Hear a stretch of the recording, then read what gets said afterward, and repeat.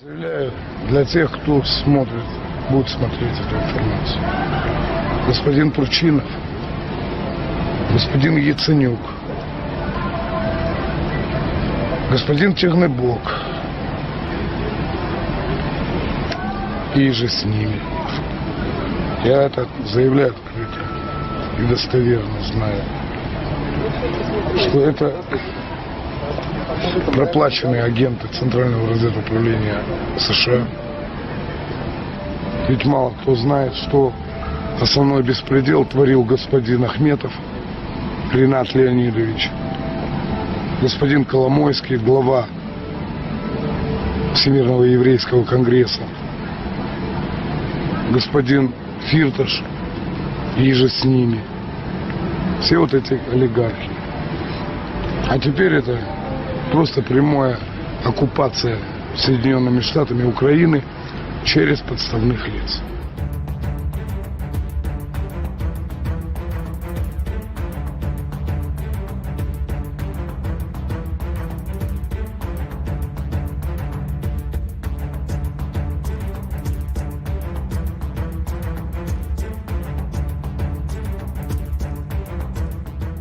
Welcome to the Daily Wrap-Up, a concise show dedicated to bringing you the most relevant independent news as we see it from the last 24 hours.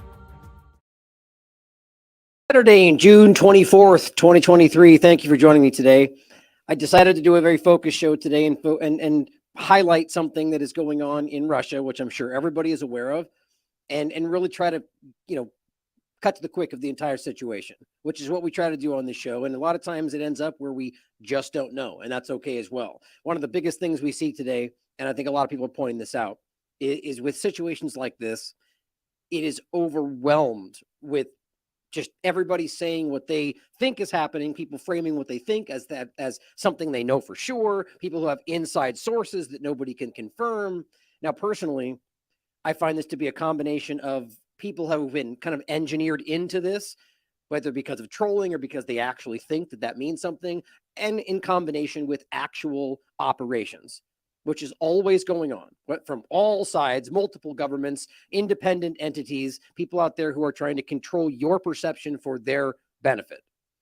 Always happening in this. So I felt like typically I'm not one to focus on a topic that is kind of the big thing going on, because I tend to feel like there's something else behind that, which maybe is, I can almost promise you there is something else going on behind all of this, because there always is. But is that why this is happening?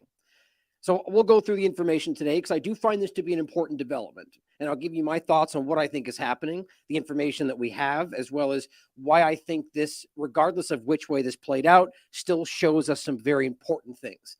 So let's go through the information today and let you guys make your decisions for yourselves. Quite frankly, I think that this is a combination of a few things going on, but I think it's not probably what you're thinking right now, what you might be guessing, trying to add up from previous situations with what we can prove right now. You're most likely correct. But let's go through and start with some of the earlier things I think that are important to point out, some funny stuff, as well as some other things that might be going on around this, behind, or rather tangential to this, that you guys might want to see. And then we'll get into the main point of today, which is just going to be the Wagner coup and what's going on in Russia. Really quickly, I just thought this was funny. To start off with a not so serious point, Sal the Agorist put out this tweet, this meme that I thought was funny, just going back to some other shows. And I was going to use this to pretty much just point at my recent work.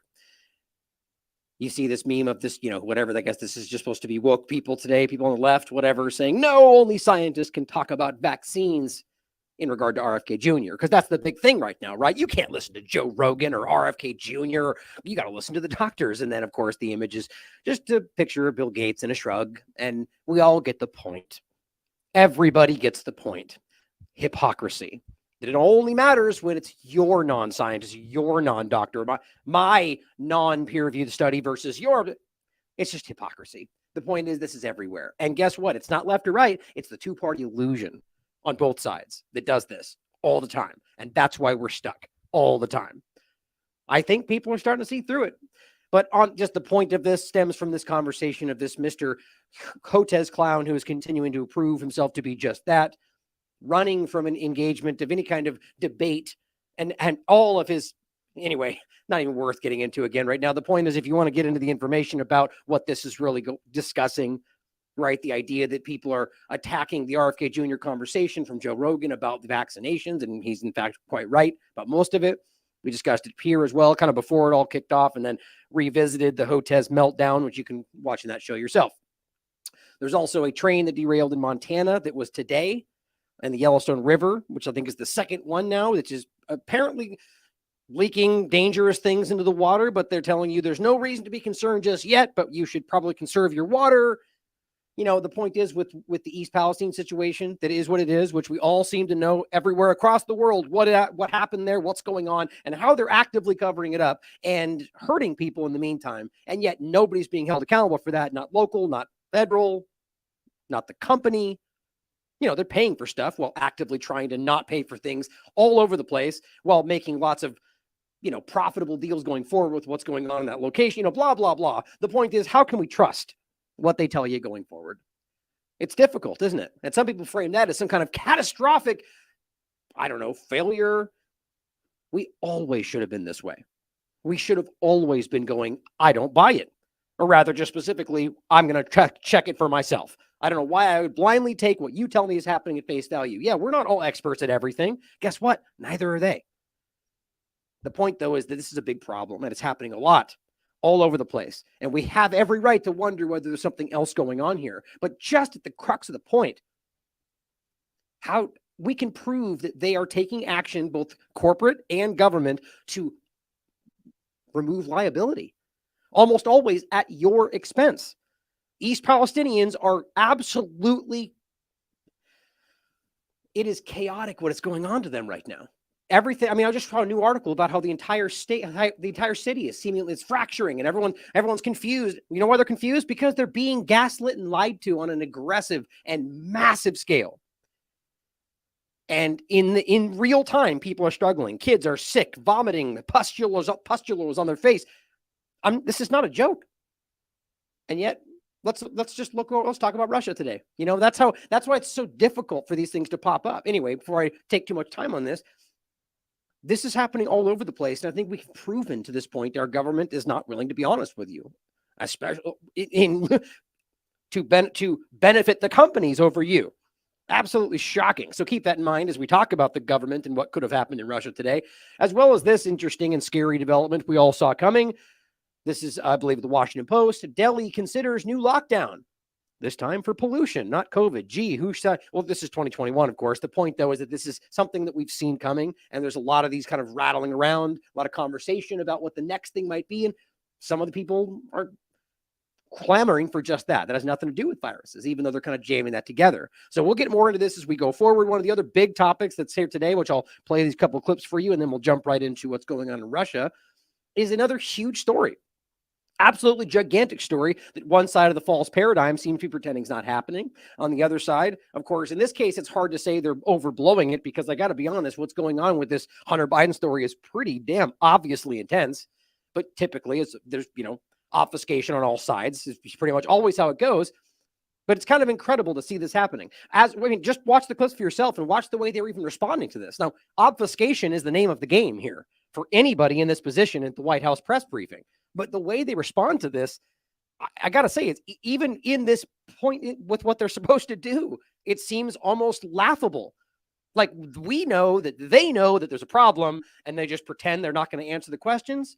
This is about Hunter Biden, and apparently, I'll just read what he wrote here. The White House National Security Council walks out after being asked repeatedly about Biden's WhatsApp messages with China implicating President Biden. And then KJP said they do the same thing. Now, there's a real story here, guys. We'll just do these really quick, actually. Sean Davis points out that every single Democrat in the House Ways and Means Committee voted this morning, and this was on the 22nd, to hide the IRS whistleblower testimony and keep it secret. He says, we know why. It is devastating proof that the Biden family is a criminal organization. That's his framing. And DOJ is a corrupt Democrat protection racket. Now, of course, this framing is wildly naive to me. Are we really going to pretend that it goes back and forth? If we keep seeing this as a left versus right concept, all you're going to do is remove the left bad guys right now, while the right continues to do the same thing, and it flip-flops and continues down the line. To pretend that we can suddenly, This is a government problem. The left-right thing is so you never see the full picture. And this is what gets so frustrating, trying to battle through these people that have part of the, and look, I could be wrong, of course, but my God, we need to see this as a bigger problem than just one side of this. It's not just the left DOJ. The DOJ is the problem as the government, all of these institutions or government organizations that are actively acting against American interests, not for the left, not for the right, but for the government's interests against yours. It's amazing that we still have to press this in, but this is still an important story. As Insider Paper writes, Hunter Biden deducted payments to prostitutes, sex clubs from his taxes, according to the New York Post. It's amazing. This stuff is there, man. This is not a joke story. We know that the laptop itself has been vindicated despite all of the left media pretending like it wasn't real and still apparently acting like it's not. I mean, this is how completely distorted everything is. It's gone past the idea that it's like we are still lying. It's like they all collectively agree that we know we're lying, but we won't admit it because if we do, we lose. So we all go, it's fake, though. Vaccines are lovely and not hurting anybody. East Palestinians are completely healthy. Yep. Like that's just you nod your head and go along with the narrative because that's all you can do. That's where we are. As Doom points out, the House vetoes, the U.S. House votes, to send articles of impeachment against Biden to the Judiciary and Homeland Security committees. But I agree with Doom. Grab some snacks and get ready for this theater masterpiece. I mean, how often do we ever see whether it's Clinton or Trump, what happens? They were impeached. Well, not really. They went through this process, but were they actually impeached? Did they this is how this game gets played. Same thing's going on with Clinton or Trump that happened with Clinton, where one side says they were because they technically were, but they didn't technically get removed. And by the way, who goes to jail? Who goes and gets in trouble for all the things we're doing this? Nothing. The classic idea, get fired from your job and that makes everything okay, right? Do we get that benefit?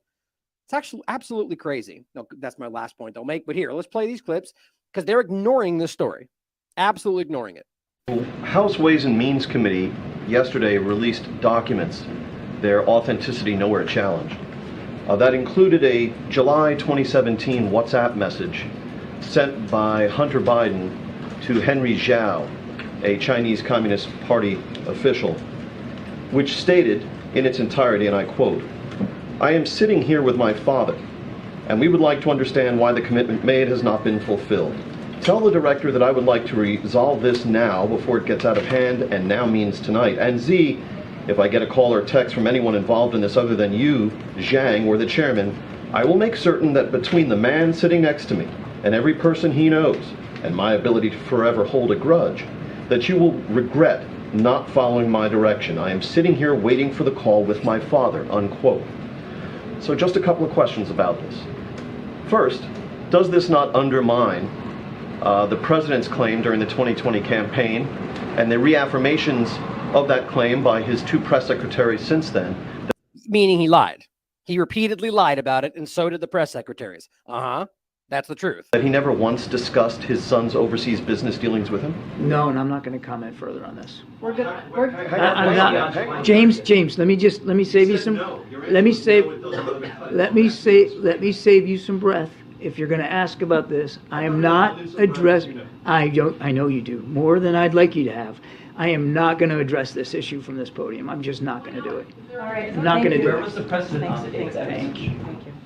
Thanks, guys. Have a great weekend. Right. So that's what it looks like to run away. Like, ask yourself in any other situation, no matter how aggressive it gets, do they just up and leave? Like this, they're trying to act like you're doing something wrong. This is like a parental tactic, right? You're like, nope, not going to do it. You keep doing it. I'm going to walk away. Okay, fine. I'm going to walk away then. What are these kindergartners you're dealing with? That's how she clearly treats them all the time. Like they're a bunch of children. You're asking a very, very prominent and very valid question. And they just don't then fine, then keep saying no comment. The fact that he storms off and is clearly frustrated by it says everything to me, right? I mean, this is what they do for a living. They all the time, they get absolutely bombarded with pressure. KJP gets so frustrated by it, but this is how they act with this basic question. Like that really does say a lot to me. Same thing from her. Watch this. The way she responds right here is very telling. And she's She's so bad at this. I always have to say that. And the way she stumbles around it, she reveals that they're hiding something to me. Couldn't answer James's question though. Are you good at answering the question? I mean, it's not a reasonable question to ask with the president. And it's also what's one point people keep making, of course, this all could be completely staged for all we know, always something to ask, but how interesting it is that, the press corps, like you can see it in her face almost. It's like some of these people she sees as her allies, right? The people that, don't ask the right wing crazy, whatever. And I don't think she's okay with this. Like you just see it in their face, my personal opinion, but you have people in there that are suddenly pushing back in ways that you're not supposed to do. Wink, wink. Like we all know we're not supposed to do they all gang up on it right here, which either is completely organized or they just know they can't just let this go. Or maybe they're trying to get a benefit to their own personal career. All these things play a factor. The United States was involved, as this message seems to suggest, in some sort of a coercive conversation for business dealings by a son. Is that something, if he wasn't, then maybe you should tell us? So here's the thing, and I appreciate the question. I believe my colleague at the White House Counsel has answered this question already, has dealt with this, has made it very clear. I just don't have anything to share outside of what my colleagues have shared, and so I would refer you to him and the DOJ. Just not going to comment from here. Text message. What I can tell you is I know that my colleague has dealt with this. He addressed this at the White House Counsel. I just don't have anything else to share. I just answered the question. I just answered the question. No, you didn't. Yes or no? Was the president involved in the shakedown attempt? Stephen, I just answered the question. I guess I can't stand the way that they keep doing this, and it is sort of new. Kamala Harris really kind of championed this, the way she regards you as if you are a child. Stephen, I already told you. Like how that is so wildly patronizing. Like just let them ask the question and be like, no comment. Okay, no comment. Let them talk for 40, no comment, right? I mean, that's how this used to go. But the way that they're acting like this is some kind of, like, I don't even know what the right word for it is. Give me your thoughts in the chat, right? The way that her demeanor, now it's obviously, it's demeaning, right? You're treating them like they're children, but I don't know. It's very fascinating to me to see how this is flipped. It's not up to you how I answer the question. I just answered the question by telling you my colleagues at the White House Counsel has dealt with this, and I would refer you to her colleagues has dealt with this. That's a minor one, but still fun to make fun of how she can't even speak in a position where all you do is speak. But what's funny, though, is that that's not an answer, though. It's not an answer to say, I'm not going to answer your question. No, go ahead. Can you just remind us what your colleague said from the White House Counsel so we have it? I would refer you to them and they will share their statement with all of you. So the answer is no. You won't tell us because you either don't know, or that's the point, is you're trying to aggressively avoid what is in that response or the non-response. About your statements from that podium, you've stated that the president stands by his comment from the 2020 campaign that he never once discussed his son's overseas business dealings with his son. And you stood at that podium and you reaffirmed that. Do you stand by your reaffirmation? What I will say is nothing has changed. Nothing has changed. And I will leave it there. Anything else, I will refer you to the White House Counsel. That's a non-answer. I mean, so saying nothing has changed, whatever ends up happening, you could argue that's what you meant. Right? I mean, it's just a way of not answering because she knows that what he's trying to do is put you on the record. Are you standing by the fact that you're saying he didn't do that? We all know he did. We're watching it. We all know. And she doesn't want to answer. This is what dishonesty looks like, right? This is what slimy, disgusting politicians look like. All sides do it. Why don't we recognize that? This is not a change. I just answered the question. You just asked me, does my statement change? Hostile. I just told you nothing has changed. That's answering the question. Go ahead. Go ahead. The president was there 2 days Go ahead, prior. Stephen. I'm calling on your colleague right now. Go ahead. Thank you. To follow up on my colleague, is there anything that you can say with regard to this text message and what the president's son was alleging? Was the president there or not? I would refer you to my colleagues at the White House Counsel. Wow. They have addressed this, and I refer you to them. It's just really, really pathetic. They're not even trying to push back. I mean, that's very telling to me. You guys can think about what you want. I think that's important. We'll come back to this in general. I mean, I don't think we even really truly need to. It's very interesting and obvious what's going on. But one last point. You might have just seen this. This person says, wow, not a conspiracy theory. Merriam-Webster actually changed the definition of vaccine between January 11th, 2021 and January 26th, 2021. Archived for the world to see. What was going on in mid-January 2021 that caused such a frantic scramble? Almost blown, feel like I wanted to fall out of my chair because of the way it was framed. As I said, I've often made this point as all it takes, guys, East Palestine, vaccine risk, what's really going on in Ukraine, is just you looking for yourself, as opposed to ignoring just any idea, opposing thought, or study that the mainstream told you to. Think of how actually wild it is for this person, who, by the way, I'm in no way diminishing, but think about how wild it is for him to be shocked in 2023 to discover that, oh my God, it actually did happen. But finding this out today, even as we've all been saying this for years. And here's the point, is him saying, it actually happened. That means he did hear about this, right? He had heard about this. He'd heard people talk about it. And I guess up until June 21st, 2023, for 2 years, he had been thinking it was a conspiracy theory. Now, how do you let something like that happen? Again, this is not an indictment of lying advocacy. I'm glad, I'm happy for him that he sees it and that he has enough courage to share it. But it's just, it's so mind-blowing. And this applies to everything we're talking about, that people out there have decided that they are going to trust the experts or the science. And that doesn't even mean what those words mean anymore. It means whatever their mind is contorted it into. Well, Fauci says it, if Hotez says it, well, that's what it is. And I have to, because if I don't, then I'm not trusting the science. We are watching cult and social engineering, brainwashing type stuff.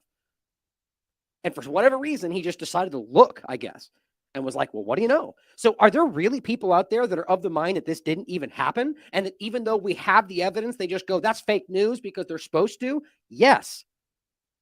How do you fight against that? I mean, that is brainwashing. And this is what I've always tried to point out. So I wanted that to be on the record. We'll talk about this more.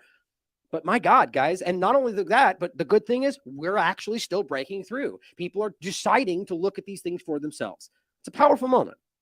I think it makes a lot of difference. So let's start on the 20th.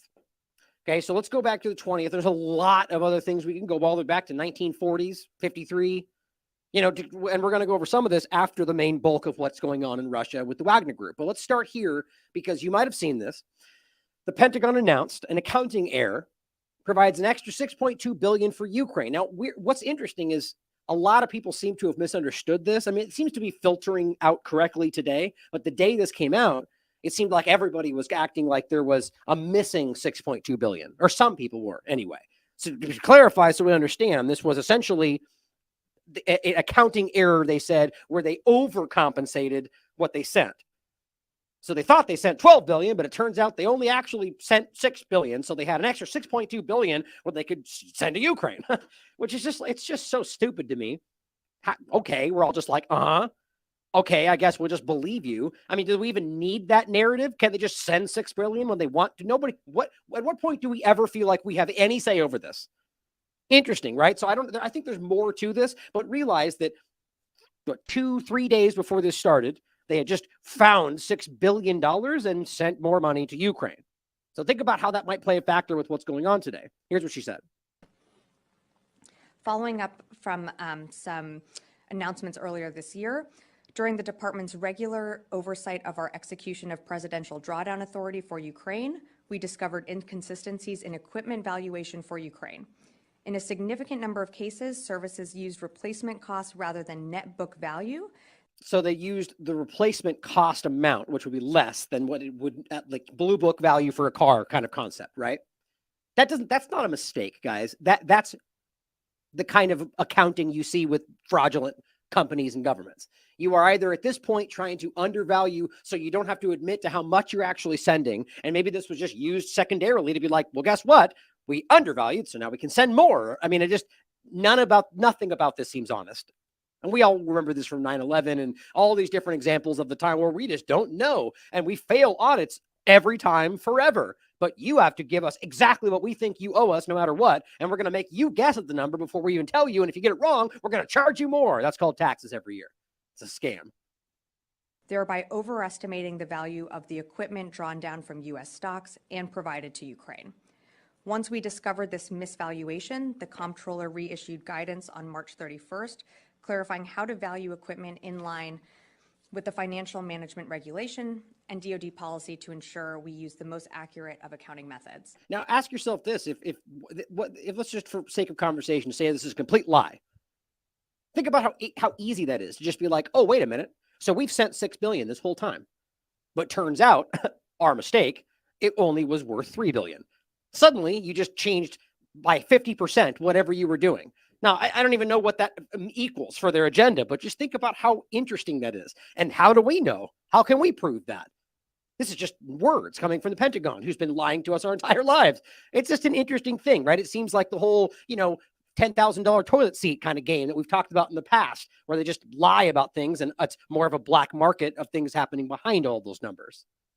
We have confirmed that for FY23, the final calculation is $3.6 billion. Okay, you get the point. So another $3 billion plus is now going to go, or excuse me, over a $6.2 billion more is going to be available to go to Ukraine. Okay. Here's just the ABC News. Pentagon accounting error provides an extra $6.2 billion in aid. Perfect timing. So 2 days later, all of this explodes. Wonder if that $6.2 billion played any factor in all of that. And let's not forget that the Pentagon repeatedly, this is just one of any number of these you can find. This is from November 23rd, 2022 from the Cradle, who you guys should be following. It's a great platform. Pentagon fails to pass new financial audit, unable to account for over $2 trillion. Oops. Now give me your money. Okay, so you guys can barely tie your shoes financially when it comes to your own assets, but we're supposed to be able, this is just so across the board disgusting, insulting. And this is not just incompetence, guys. This is criminal activity. And I think we really need to come to terms with that. And it's the same right now. Wyatt Reed also pointed something else interesting out. Now we're still on June 20th. This is Robin Brooks on the 20th saying plenty of Russian money beyond official FX reserves the West can seize. Oh, look at that. Just randomly seize Russian things because that's what the government of the U.S. does all the time with Venezuela, and none of this is legal, guys. It's so big, weird. At the same time, the U.S. government's the one saying we're not even really at war with Russia, but we'll do. This is what rampant lawlessness looks like. And to be clear, this is not this. He's just the strategist for Goldman Sachs, senior economist. He's not a U.S. government personality, or that's about right, actually. Nonetheless, this is exactly what happens. But he's simply saying that Russia's CA surplus in 2022 was $233 billion, of which $100 billion is in BIS reporting countries. Seizing this would be like taxing Russia's 2022 energy price. Right, so blaming them for all the things that you guys have created. Pretty crazy. Also realize that when we're talking about surplus, that's something the U.S. government does not understand or doesn't care about. But it says now that we're okay with just confiscating private assets, because that's what we're talking about here. That's like taking the yachts of oligarchs that have nothing to do, at least provably on the surface, just like the oligarchs here likely are involved with the government actions. The point is, provably, legally, you're just seizing rich people's stuff because Russia. That's what oligarchs do, right? So as they pretend not to be that, that's what they do. But it says if they can be linked to an invasion, whatever that means. When do Iraqis get the billions of oil stolen by Bush and Cheney and Halliburton? Oh, oops. Let's talk about that. When do the Syrians get the billions of oil being stolen in illegal occupation right this moment? Or the wheat they burn? I guess it only applies to a certain agenda. Okay, so we see $6.2 billion available. We see this discussion about seizing assets should something happen based on invasion. Okay, so you can see these pieces potentially coming together that might be incentivizing certain people. And also, I just want to include this. This is just one of many, but let's not forget that this is where your government stands. Whether it's the German foreign minister, the United States, or any number of people we've heard actually say this. And this is just paraphrasing, but I'll let it play. This is what she says. This is not her exact quote. This is what Richard wrote. But I will put Ukraine first no matter what my German voters think or how hard their life gets. That is what she's saying. You can listen to for yourself. That the voters, whatever the voters think, she's going to do what's right for Ukraine. But democracy, though, right? If I give the promise to people in Ukraine, we stand with you as long as you need us. then I want to deliver, no matter what my German voters think, but I want to deliver to the people of Ukraine. And this is why, for me, it's important to be always very frank and clear. And this means every measure I'm taking, I have to be clear that this holds on as long as Ukraine needs me. We are facing now winter time where... Okay, so if you're a German voter, she just literally told you, you don't get to make this decision. No matter what you vote for, we're going to do what we want for Ukraine, as long as they need it. It's amazing the kind of things that these democracy fantasies for people around the world, what it takes to not break this illusion. Listen to what they're telling you. If they get to decide, regardless of what you pretend to vote for, there is not there's not a representative government taking place. It's the illusion of one of those things. And that's what we're all dealing with. That they have dedicated themselves to fight for Ukraine, whatever that ultimately means, at your expense, as long as it takes. I hope that's pretty clear. Now, on the 22nd, this is an interesting development. I'm not sure if this is exactly associated with this, but this happened 2 days or really 1 day before this started. It is being reported that the Ukrainian government has announced a full general mobilization for their entire territory of the Ukraine. From now, all males over 18 who have not yet received a military summons, that's including trans people, must report to the recruitment office within 10 days, even if medically unfit. And by the way, we've proven this at least 3 different episodes. The whole argument that there's some kind of bastion of human rights and the Ukrainian military are actively beating up, arresting, forcing trans, women who are dressed up and change themselves to be like men who into service, regardless of what they say that they are. It's just so funny, and it's sad, really. But the point is, this is the U.S. government fighting alongside this entity while saying that anybody doing that anywhere else, including Russia, is somehow bad, and we have to fight for LGBT rights, but don't care in Ukraine. These people are disgusting hypocrites. They don't care about any of the things they pretend to care about. But you can look at it further here. The point is that this is a declaration a day really before this all started. Now, that's kind of hard not to notice. So what was changing? What were they doing? And why were they mobilizing? Maybe it's because they were prepared for some kind of massive military action, like a regime change effort. Certainly something to consider. Then, of course, on the 22nd, right before this is actually early in the morning on the 22nd, the same day. So day before this whole thing started, you saw this too. Zelensky and the United States coming out and saying, well, we feel like Putin is going to do something at the Zaporozhye power plant that he currently controls because that's what he would do. He would bomb himself to blame us, right? That's about as silly as most of this has gotten. But here Saeed points out, it sounds like a false flag. I agree. NATO-backed al-Qaeda affiliates did the same thing in Syria over and over and over, often after the Syrian army beat foreign-backed terrorists, right? Just like we're seeing in Bakhmut. They would carry out false flag chemical attacks and blame the government. Western regimes would then bomb Syria to help the terrorists. Over and over and over. That's not even debatable, guys. So this is in Ukrainian. Here's the version from the U.S., right? So realize we're talking like the next morning. So Zelensky comes out and says, narrative. I'll just read this for me. It says, we've just had a report from our intelligence and security services of Ukraine. The very people that we've proven repeatedly are overrun with neo-Nazis, fascists, and Nazis themselves. Intelligence has received information that Russia is considering a scenario of a terrorist attack on the power plant, the one that they currently control. A terrorist attack with radiation leakage. They have prepared everything for this. Now realize this is the 3rd time the Ukrainian military has floated this allegation. Unfortunately, I've repeatedly had to remind that radiation has no state borders. Again, trying to scaremonger, saying that everybody, and we all have to act. It's kind of like NATO before NATO. And who it will hit is determined only by the wind direction. Yeah, ask East Palestinians. They're well aware. We share all available information with our partners, everyone in the world, all the evidence. You mean the complete lack thereof? Look it up for yourself. The evidence is what he's telling you right now. That's it. Europe, America, China, Brazil, India, and Arab world, Africa, all countries, absolutely everyone should know about this. There should never be any terrorist attacks on nuclear power plants anywhere. Well, there's been examples you could make that this time it should not be with, the bottom line is they're going to do something. Quick, everybody mobilize. 1 day before this starts. And as I wrote, many are picking up on this is prime. As if you guys don't know, this is something I've been doing for a long time. I don't think I probably started this. I feel like I saw it from somebody else, but I often put out false flag watch.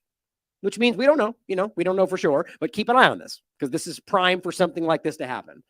So this is Sprinter pointing out American lawmakers. If Russia launches a nuclear strike on Ukraine, it will go to war with NATO. Okay, well, how does that make sense?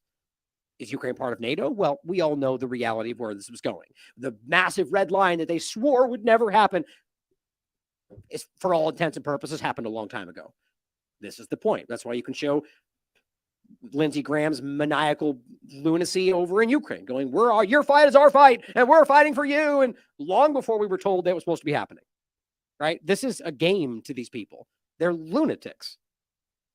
A resolution today, since the Senate resolution that says that if Russia or Belarus or a proxy of Russia explodes a nuclear device inside of Ukraine to stop the counteroffensive.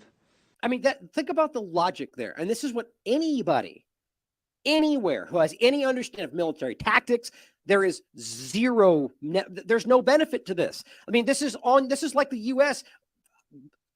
carrying out a nuclear attack on the border of Mexico. Like, think about how ridiculously stupid that is. And of course, their mindset is, well, because, Russia, Putin's a maniac, and it's the same Assad game they play.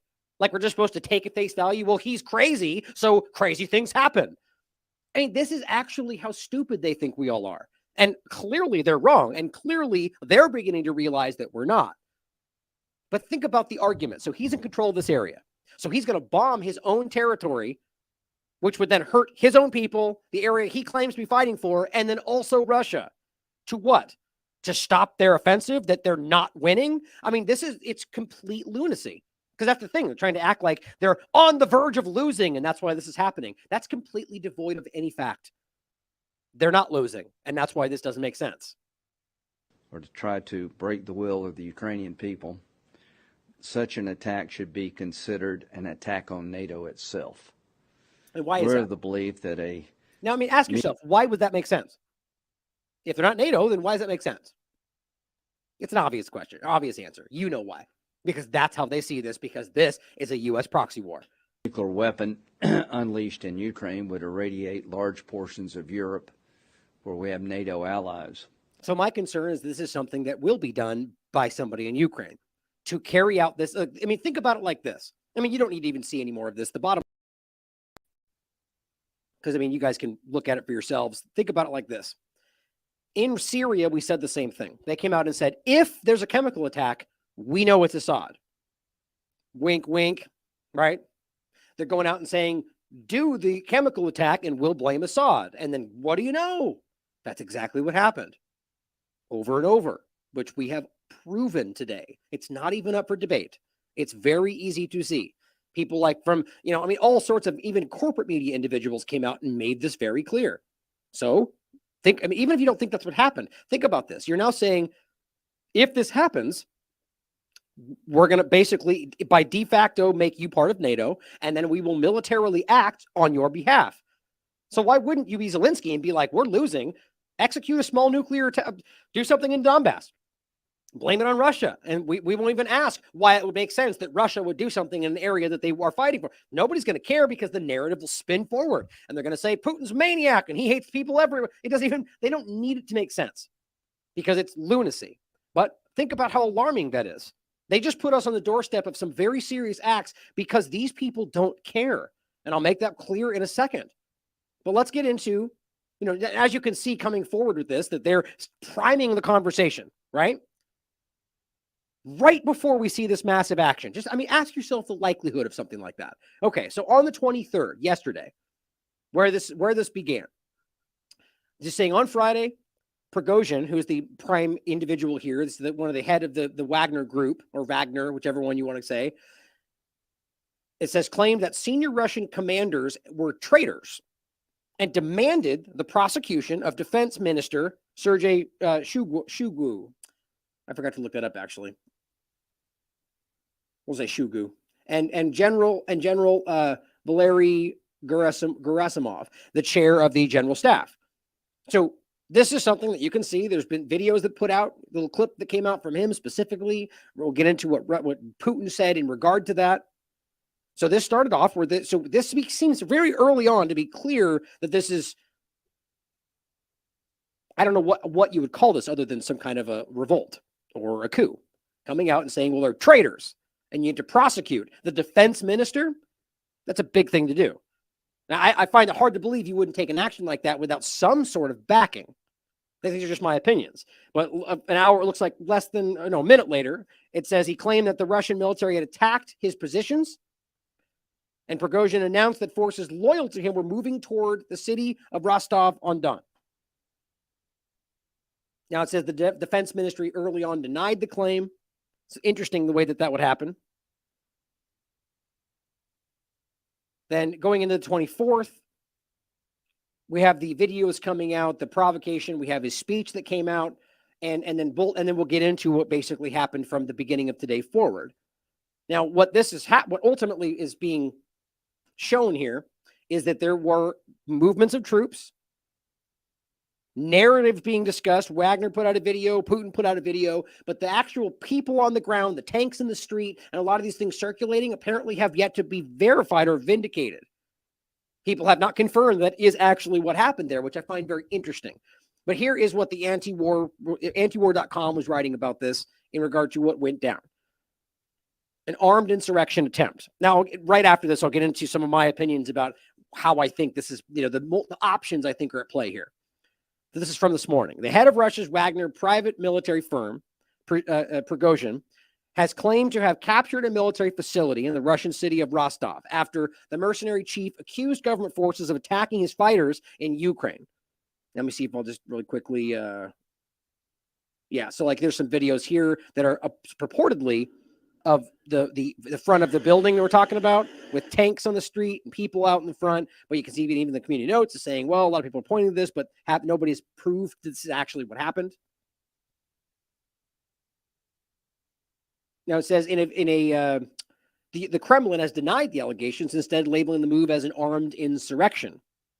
Right. So it's interesting terminology after what we've been talking about. Right. So basically arguing that this is not just a coup, but that there is actually an outside force trying to take power. In a video shared on Prigozhin's personal Telegram channel early on Saturday morning, he declared that his troops had taken Russia's southern military district, Rostov, insisting there were no problems and that the base was operating normally. Okay, I don't see how you could argue, unless this is completely, that all of this the possibility this is some sort of internal Russian thing. Again, I'll get to my thoughts in 1 second. I don't see how you would take this action without being very aware that this would be seen as revolt, insurrection, right? You don't occupy a military base without authority and act like that's not going to have repercussions. So that either means that he knew he had backing or thought he would have more support from inside, or it was all completely not real. Quote, it says, all that's being done is we are taking control to ensure assault aviation does not conduct strikes on us and instead on Ukrainians. So there's thought going around that if this is a coup, that and as you guys might have seen, it's already come to a head. It hasn't. They've already stopped. The point is that Prigozhin might have been misled. There might have been lies, which is one of the things people are considering, that he is being fed information about what Putin and Russia were going to do to them and maybe took the bait. We'll get into more of this in a second. He's saying that we took this base so they couldn't bomb us, basically. Military objects in Rostov are under control, including the airfield. Planes that leave for battle in Ukraine are leaving normally. Yeah, that is just nominally. On Friday, Prigozhin claimed a Russian missile attack on a Wagner camp had left many victims. This was yesterday. In another post, the Wagner head stated, quote, there are 25,000 of us, and we are going to figure out why chaos is happening in the country, suggesting he would advance on Rostov, a major city in Russia's southwest. He argued his actions did not amount to a military coup, instead describing the move as a march for justice. So if he is being fed misinformation, thought things were happening that weren't, then maybe that's how we framed it. For those that might not know, in case it's, I guess I should have said in the beginning, but I feel like most people are aware, the Wagner Group is basically a mercenary group like a Blackwater that is being used by the Russian government. So it's very likely that this kind of a group can be infiltrated, manipulated, or completely false to begin with. That's like Blackwater Academy, rather, is what we would talk about it today. These are mercenaries. That's what they are. He said Prigozhin had led an increasingly public war of words with the Russian government and military, repeatedly accusing officials of declining to supply the ammunition and gear needed to capture the Ukrainian city of Bakhmut, which they completely won. And this last most important success they had. The town finally fell in May after months of brutal fighting. Russian authorities have rejected his charges outright, with the defense ministry stating, quote, and this seems to be the biggest focal point, that they, quote, do not correspond with reality, while deeming his claims an informational provocation. Interesting choice of words. Sounds like an information war. On Saturday, Kremlin spokesman Dmitry Peskov and Russia's prosecutor general Igor Krasnov had launched criminal proceedings against Prigozhin for an attempt to organize an armed insurrection. So think about it like this: as if we know that they've already launched investigations to charge him with this, how it ended up is very relevant. And we'll get into that in a second about if he's not being charged and nothing ultimately happens, we have to think about what that means. In a televised address, President Vladimir Putin later accused Prigozhin of betrayal of his country and people, vowing to react harshly to the uprising.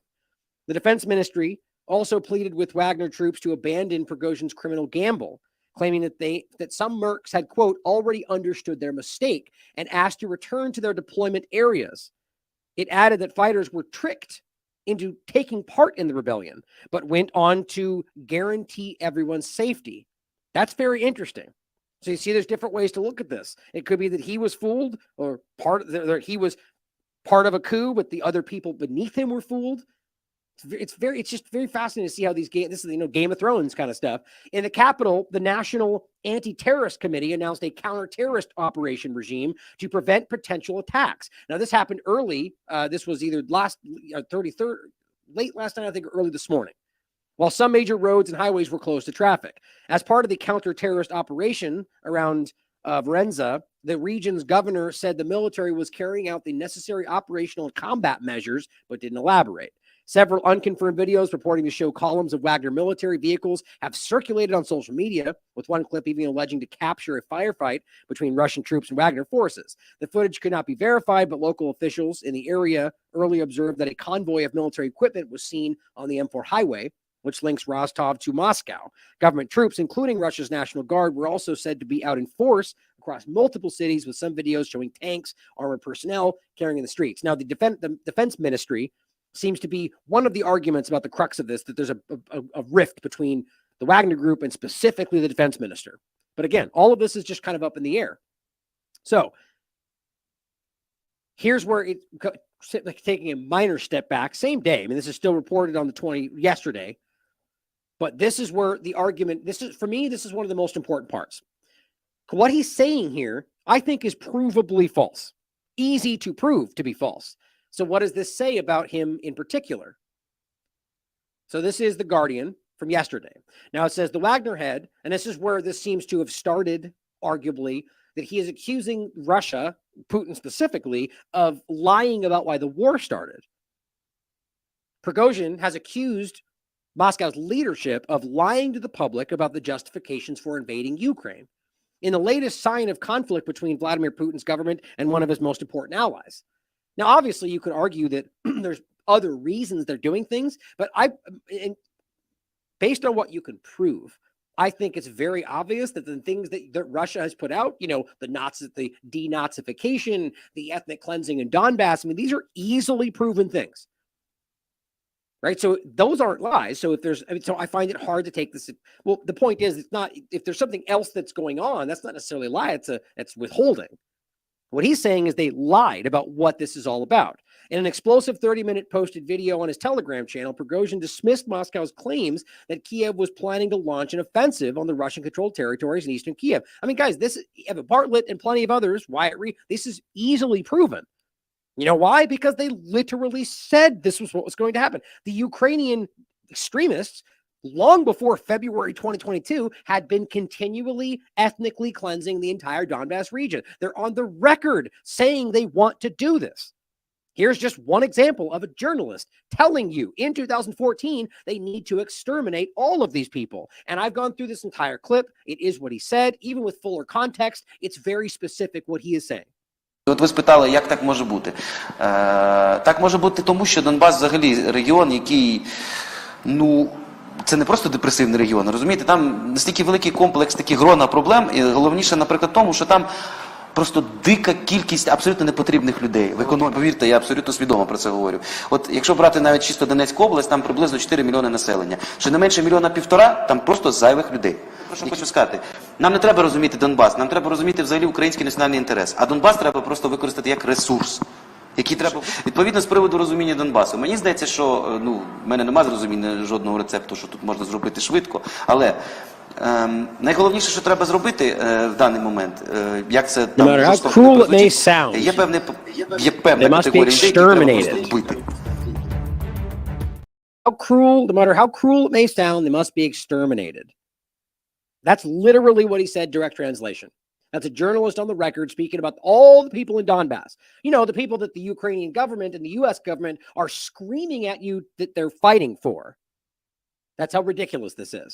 Okay, so he's saying that Putin was lying about the things that they have been doing and told you they were going to be doing, and still right now are continuing to do, which is bomb in the middle of Donbass. That Eva Bartlett has been there, so has Wyatt Reed, so has Patrick Lancaster. They have been the focus of directed bombing at their hotels in Donbass in the middle of civilian areas.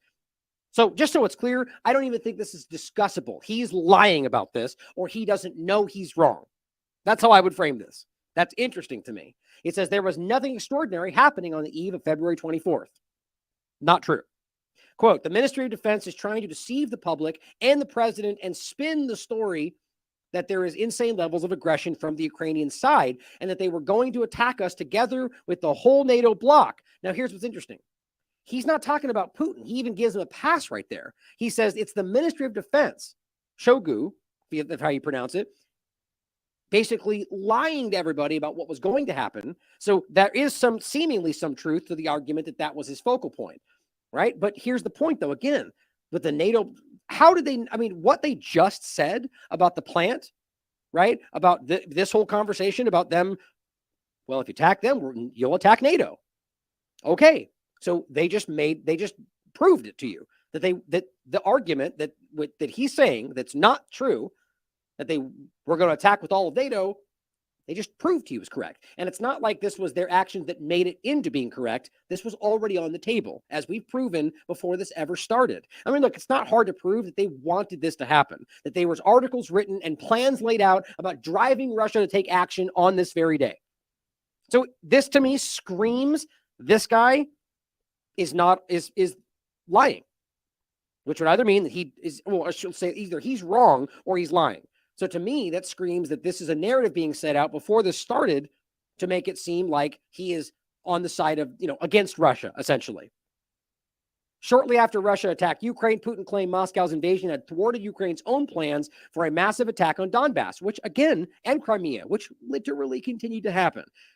Prigozhin said that Russia's leadership could have avoided the war by negotiating with Zelensky, which again, 3 examples, if I remember correctly, they tried to negotiate and Zelensky said he wouldn't negotiate with people like them. And then, of course, that got framed as Putin killing people. It is childishly ridiculous how they frame this. In no way does that mean Putin good guy or Russia good guy. It simply means fact versus lie. All of them are out to control your life. So if we know that he is lying about this or incorrect about it, what does that mean for the bigger picture? To me, that's hugely important because it frames him as setting up the narrative that's wildly pro-West. The way you're framing this, that it was an unjustified invasion, okay, that screams regime change, outside influence, CIA type of operation. Well, here is what Scott Ritter with Judge Napolitano is arguing, exactly that. He's saying that that group has been compromised and is now working for foreign intelligence. Well, if Scott Ritter is saying this guy knows what he's talking about. So does Judge Napolitano. It's not something we should be dismissing. Here's what he had to say. A concerted effort between Wagner, the Ukrainian intelligence service, and their Western sponsors, in particular the British, to achieve what they've always been looking for, which is what they call a Moscow Maidan moment. We've discussed this. The only way that Ukraine could possibly win this war is if Russia implodes. And having been defeated on the battlefield, we see that, kudos to them. They recruited Prigozhin. There's no doubt in my mind that Yevgeny Prigozhin is working on behalf of foreign intelligence services, carrying out their tasks, and that task is to collapse the government of Vladimir Putin. I personally believe that he won't succeed, but that's what's happening this morning. Are among those foreign intelligence services the CIA? Of course, the CIA is there, but I think the lead agency here is the British intelligence. I'll include this for you as a recent article by Matt Ehret that's very interesting. It's kind of one of the points he's poking at there. The British imperial hand behind Russiagate and the global governance exposed again, which shows you that it's not as simple as we tend to make it. There's a lot of moving parts and that there is a globalist entity that goes back long before the creation of the United States. But the point is, we're all being manipulated. That's what I would agree with.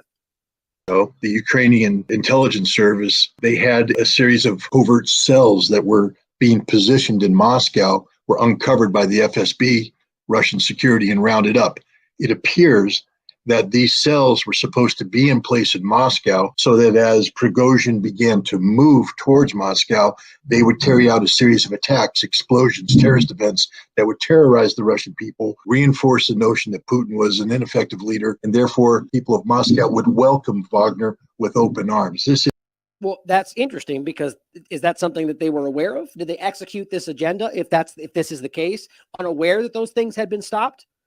Expecting to see cascading events that didn't happen. I mean, we tend to see this quite a lot lately. And if this is the case, it speaks largely to the failing power and influence of the U.S. empire, right?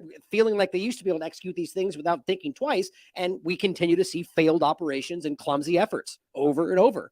People are seeing through it if that's how this went down. Is a concerted effort between Wagner, the Ukrainian intelligence service, and their Western sponsors, in particular the British, to achieve what they've always been looking for, which is what they call a Moscow Maidan moment. Kudos to them. They recruited Prigozhin. There's no doubt in my mind that Yevgeny Prigozhin is working on. That's kind of an overlap clip right there. But so the point is the Maidan moment, let's not forget what we're talking about there, right? That this is one of the important clips to understand how this all really started. And that's one of the reasons why we open with that clip of the Ukrainian general telling you the CIA, the oligarchs, the World Jewish Congress, and Kolomoisky, and all these people that have actively worked together to achieve what we're staring at today.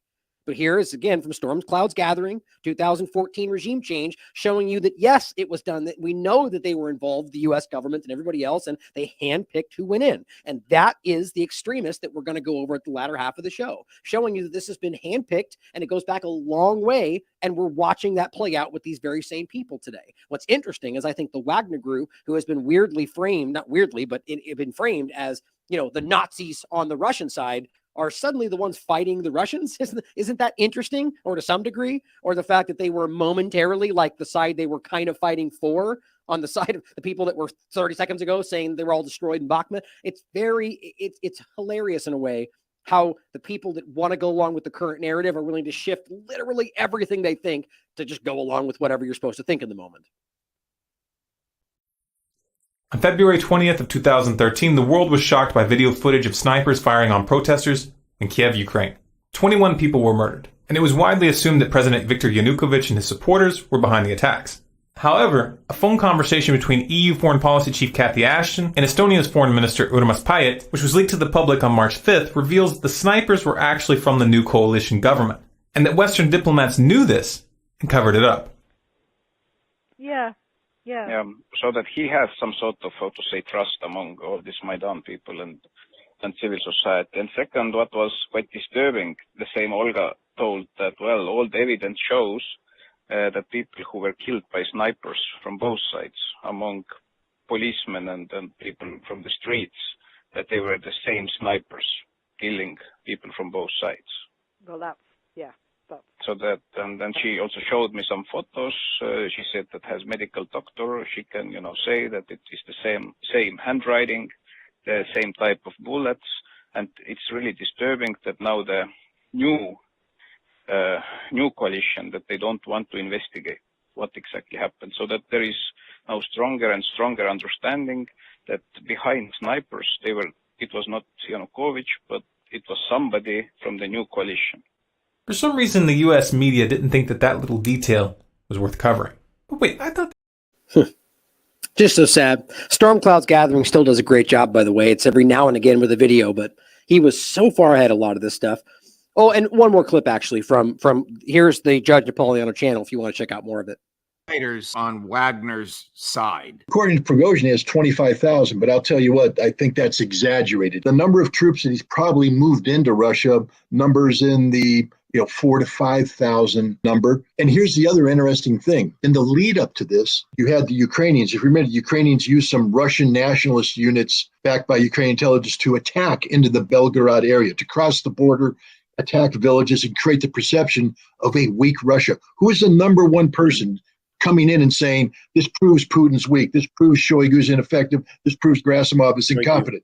Prigozhin. And what did he say he was going to do? I will move Wagner on my own volition, he said, to Belgorod to save Russia.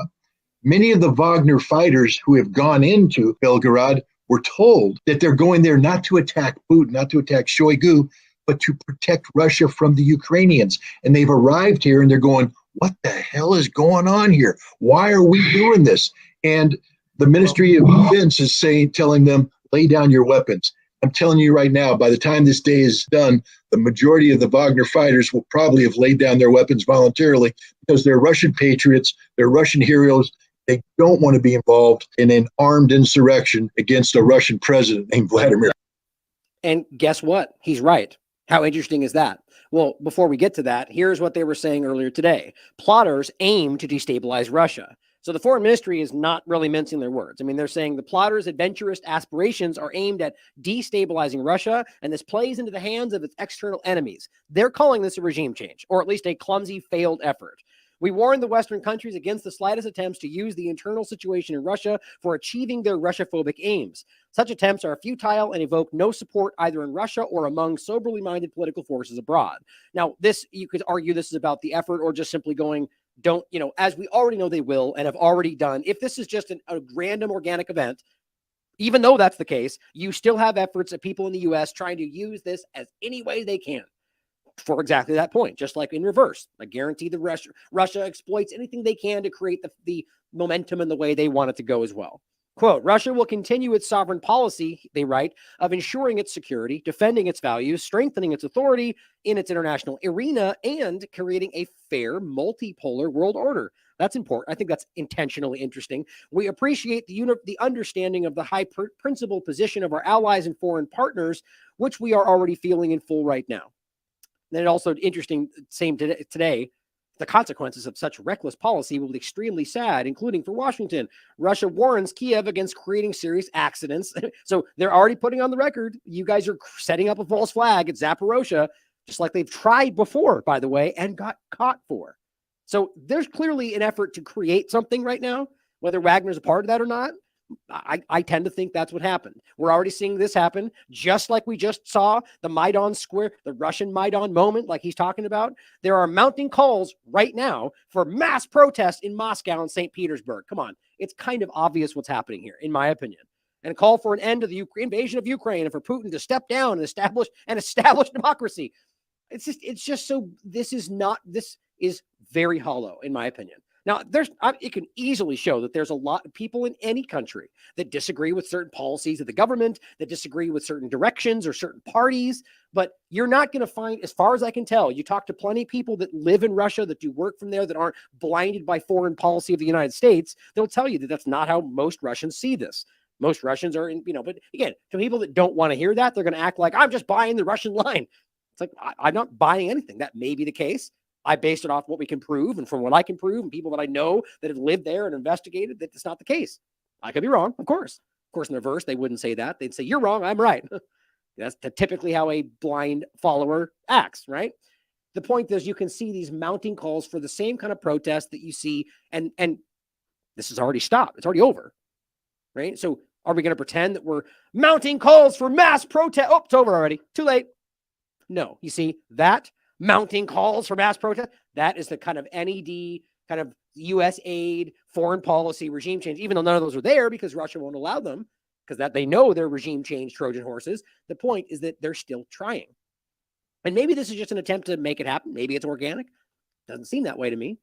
Here, a moose is pointing out, according to source, whatever that means, but the point is the CIA has convinced Prigozhin that Putin had planned to arrest him. Now, I've heard this circulating. I can't prove this, promising support if Wagner topples Putin, right? So telling him, hey, he's going to take you out anyway, and if you just do it for us, we'll support you. Kind of makes sense. The CIA is actively feeding him real-time intel, right? But this is where we see all these videos that came out showing things in front of the areas. You can look at them for yourself, showing troops outside. It seems to be pretty obviously real, but the point is, with these days, it's hard to tell. Tanks out front. I honestly don't think there's any reason to feel like this isn't real. We just don't know for sure. But for me, what it shows you is that there is something that did happen. There was this action. Now, the question here, this is where it comes down to. This one of three things this makes the most sense to me. Oh, and then this was just showing you, oh yeah, that's just that one tweet, really. Oh, and then this is the guy from the New York Times, rather posting the New York Times. This guy's, mainstream in general, giving you the narrative breakdown I would think you would get from the New York Times, which would be that you can see evidence of exactly what he's saying the CIA has been trying to convince Prigozhin, of thinking, which is that they've been attacking his locations, and that's what he came out and said, right? They're attacking me. They bombed multiple locations. We're taking this area to stop them from being able to bomb us. Wagner claims his positions have been attacked, right? And there's a video of an airstrike on the Wagner column and all this stuff, right? So the point is, he seems to be towing a very mainstream line. That doesn't mean it's false, that this is what, Wagner was attacked by Putin and he's fighting back. And okay, well, then how do you explain the way that it's just stopped? Because that's where we are at the moment, which we'll get to as we go through this, that right now we're at the point where it has stopped. Or I'm missing my spot here. We'll come back to it. So it doesn't really make much sense. What we're seeing a lot of, though, is obvious examples of hypocrisy before we even get to the last part. Whereas Big Surge says, honestly, it's really funny watching the Ukrainian side instantly pivot from Wagner was destroyed with mass casualties in Bakhmut, which we've been hearing. It's all lies. Wagner's destroyed and Russia's about to lose. And then suddenly when that doesn't happen and Wagner seems to be positioned as somebody, at least in the narrative, to be fighting Putin, well, guess what? It turns into Wagner's going to topple the Russian state. Like, think about how silly that is. Were they just destroyed entirely, or are they about to topple the government? It just doesn't matter, you see? It's just whatever the narrative is for the moment. This is just a funny meme with those people from whatever that show is. But then we also have these, this is the absurdity of what we're seeing today, is where you people are suddenly like almost to the verge of going, well, maybe we should support this group, right? Because they're fighting Russia. Well, doesn't that make my point as always? You mean the white power mercenaries fighting for Russia? That's Wagner. At least the way the Time was framing them. Well, suddenly the white power mercenaries that are the worst thing ever are suddenly like, maybe we should support them. They're fighting bad guy Russia. You know why that makes sense? It's the same reason that they're supporting neo-Nazis in Ukraine, the same reason they're supporting moderate rebels in Syria, because they say what they want you to believe and followers believe it. So suddenly we support Ukrainian neo-Nazis because they're not neo-Nazis anymore. You don't understand. They're fighting bad guy Russia. Russia's the real Nazis, but these white power mercenaries are the real problem. Oh, wait, they're fighting Putin? No, now they're suddenly good guys. Fight for them too. That's how silly this is. Mark my words, if this continues, you'll see them suddenly become the good guy. Well, Michael Tracy also points out, let's not forget, that Prigozhin was the culprit behind apparently winning the election for Donald Trump. So again, same point. So suddenly this guy is on the verge of being like, we're almost supporting him, but it's the guy, like it's so nothing is sacred to these people. But the guy who interfered by posting memes or was involved with the group that did it. You'll also find out an interesting overlap to this, by the way, that the guy that Prigozhin is involved with the company that is working to make these memes, but also overlaps with the funder of the Azov movement. We'll get there in a minute, but there's much more going on here than you realize. I know it's just that article offers reward for Russian businessman accused of election interference. Okay, so some of the key points from Putin's address to this. So this is still today. He put out the speech basically pointing out some of the things about this. He's saying that Russia is today waging a grueling fight for its future, facing off against neo-Nazis and their masters. He went on to stress that essentially the entire might of the West's military, economic, and information machine is being directed against the country, which I agree with. He addressed, Putin clearly labeled the PMC coup attempt as a betrayal. He cited enormous ambitions and personal interests of certain individuals as the reasons behind the betrayal of their country and its people. He went on to accuse those responsible, without naming specifically Prigozhin, of turning their back on the joint military cause in Ukraine and the memory of the fallen fighters. He says those responsible will be brought to account before the Russian people, which is interesting. That may not be the way it happens, but just kind of different than the idea of tying people to lampposts and sodomizing them in front of the people outside, or beating them up, or leaving them there to starve to death, like we've seen repeatedly happen to Russian fighters in Ukraine, for the democracy that Ukraine is, right? Quote, all the necessary orders have been issued to the armed forces and their authorities, he said. He added that the special anti-terrorist protocol, which we read a moment ago, had been instituted. The Russian president acknowledged that the situation remains difficult. He said they'll take decisive action to stabilize the situation, concluding that he promised that to do everything he could to defend the country, defend the constitutional order, and so on.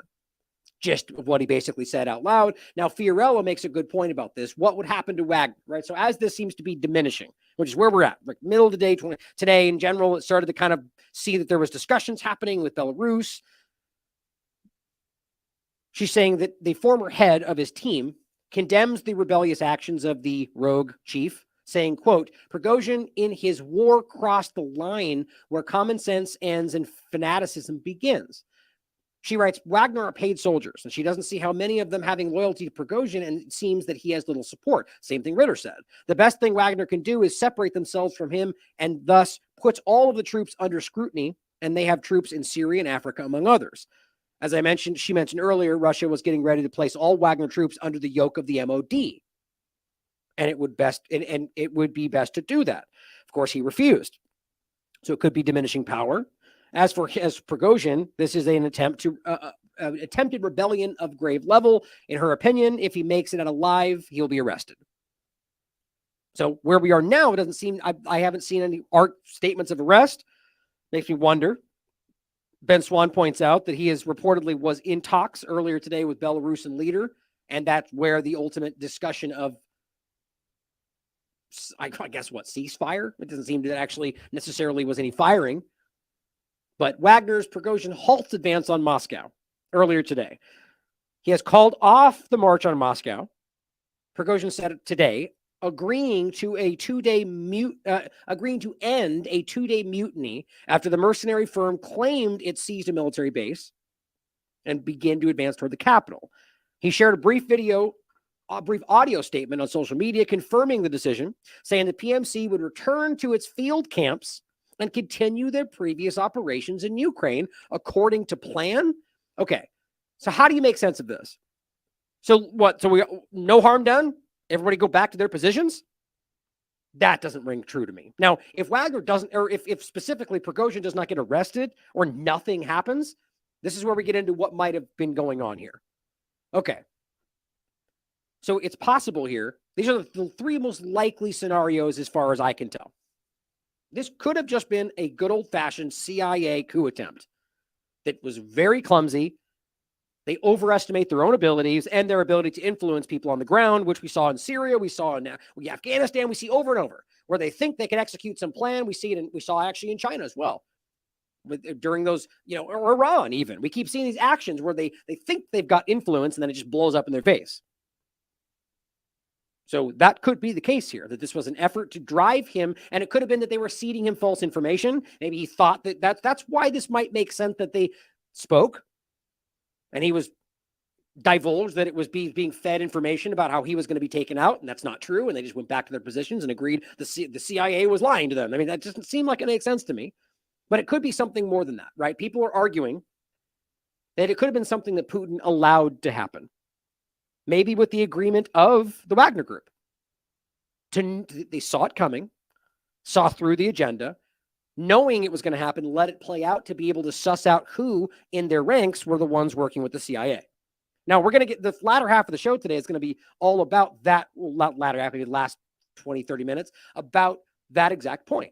Going back to Project Aerodynamic and realizing that this has been something they have been building, the Organization for Ukrainian Nationalists, and how this is still this is the beginnings of what we're dealing with today on the Ukrainian side. Right? So understanding that they may have ultimately been building this entity the United States government in the Ukraine, and that the ultimate point was that they have been seeding, as we get into documents, you'll see this, secret entities within Russia that were, coming from Ukrainian heritage, essentially. And maybe this could have been an effort to seed or to flesh these people out. It's just something that seems like a likely possibility, because the way this seems to have kind of ended, it doesn't make much sense to me. Or it could have been something that he saw potentially coming and he made it happen for the same reason. But something about this seems to make sense to me, based on everything we know, that this was just another attempt with a failed asset to achieve some kind of end by the obvious powers trying to drive action from Russia. And as usual, it seems that they didn't take the bait. But the way that Prigozhin has played a role in this, it makes me wonder whether he played the United States government. Quote, they wanted to disband PMC Wagner. On June 23rd, he went on a march of justice in a day. We advanced on Moscow just 200 kilometers short, and during this time, we did not shed a single drop of blood or our fighters. Okay, so that's one of the points people keep making. So he mobilizes on the street with military fighters, and seemingly Putin didn't do anything. It seemed like they were just allowed to move along. They took these locations. There was no real pushback. That doesn't make much sense unless this was something being allowed to happen or that they were working together. Just thoughts. While the full extent of the mutiny remains unclear, unverified videos making the rounds online purported to show active clashes between Wagner and Russian regulars. But again, these have not been confirmed. A Reuters correspondent also said they witnessed a military helicopter firing on a mercenary column driving near the city of Varenza, about halfway to Moscow from Rostov, but noted that the fighters faced little substantive resistance on the road. So think about that. Like, this either speaks to the illusion of something happening for the purposes of ridiculous corporate media, or that some of these people thought this was happening and they were the ones being sussed out. So what happened to those people? They're in jail somewhere, right? These are just some of the possibilities. My guess would be whatever this is, if Russia was ahead of this, we're going to hear about it soon. Prigozhin's announcement came soon after Belarusian President Alexander Lukashenko claimed to have successfully mediated talks with the paramilitary head and Putin, a close ally. Prigozhin did not mention the Belarusian leader in his own remarks, however. The statement said Prigozhin was offered, quote, an advantageous and acceptable option for resolving the situation with security guarantees for Wagner PMC fighters. It's also another possibility that they're just so powerful and have so much influence that was something he just had to bite the bullet and, allow them to maintain power. Ultimately, though, it does not seem to make much sense with anything other than, my opinion, there was outside action here. That's what the Russian government was saying before this and into this, and after the resolution of this, it seems to be quite clear. There was somebody else trying to make something happen. The question to me is whether Putin was aware of it beforehand or not. It says, and this is just, of course, this is The Guardian now, later in the day, after they've been screaming, this is a Russian civil war and it's all going to blow up and Putin's losing control. And they go, well, even if this fails, he looks super weak, doesn't he? Which really lets the cat out of the bag. That's super embarrassing. So their goal, they just really want you to think, doesn't he look weak? Aren't they failing? Maybe that's all they were. That's pretty weak. But in Putin's opaque system, they write, more of an Ottoman court than a Western-style government, it's hard to tell whether this I already forgot it, Shogu Prigozhin feud, talking about the battle between the two of them, essentially. But he's saying, for more than 2 decades, Putin has played the role of supreme arbiter-in-chief, playing off one ambitious Kremlin faction against another. Well, you mean government? Yeah, exactly. It was the old tactic of divide and rule. Yeah, well, welcome to the United States, right? We have these stand-in people, the selection every year, the puppet in chief, and the same old people rule the same old things. It's the same game. We just have a different illusion about what we tell ourselves. Prigozhin had previously proved himself to be a loyal ally, entrusted with special state tasks, including the attempt to sabotage the 2016 election. Really? Here's The Guardian just desperately going, but we weren't wrong about Russiagate. Please believe us, despite the Durham thing we're going to show you another time. That's what they want you to believe, that they're entrusted in with a massive effort of a few $1,000s in Facebook posts. Massive.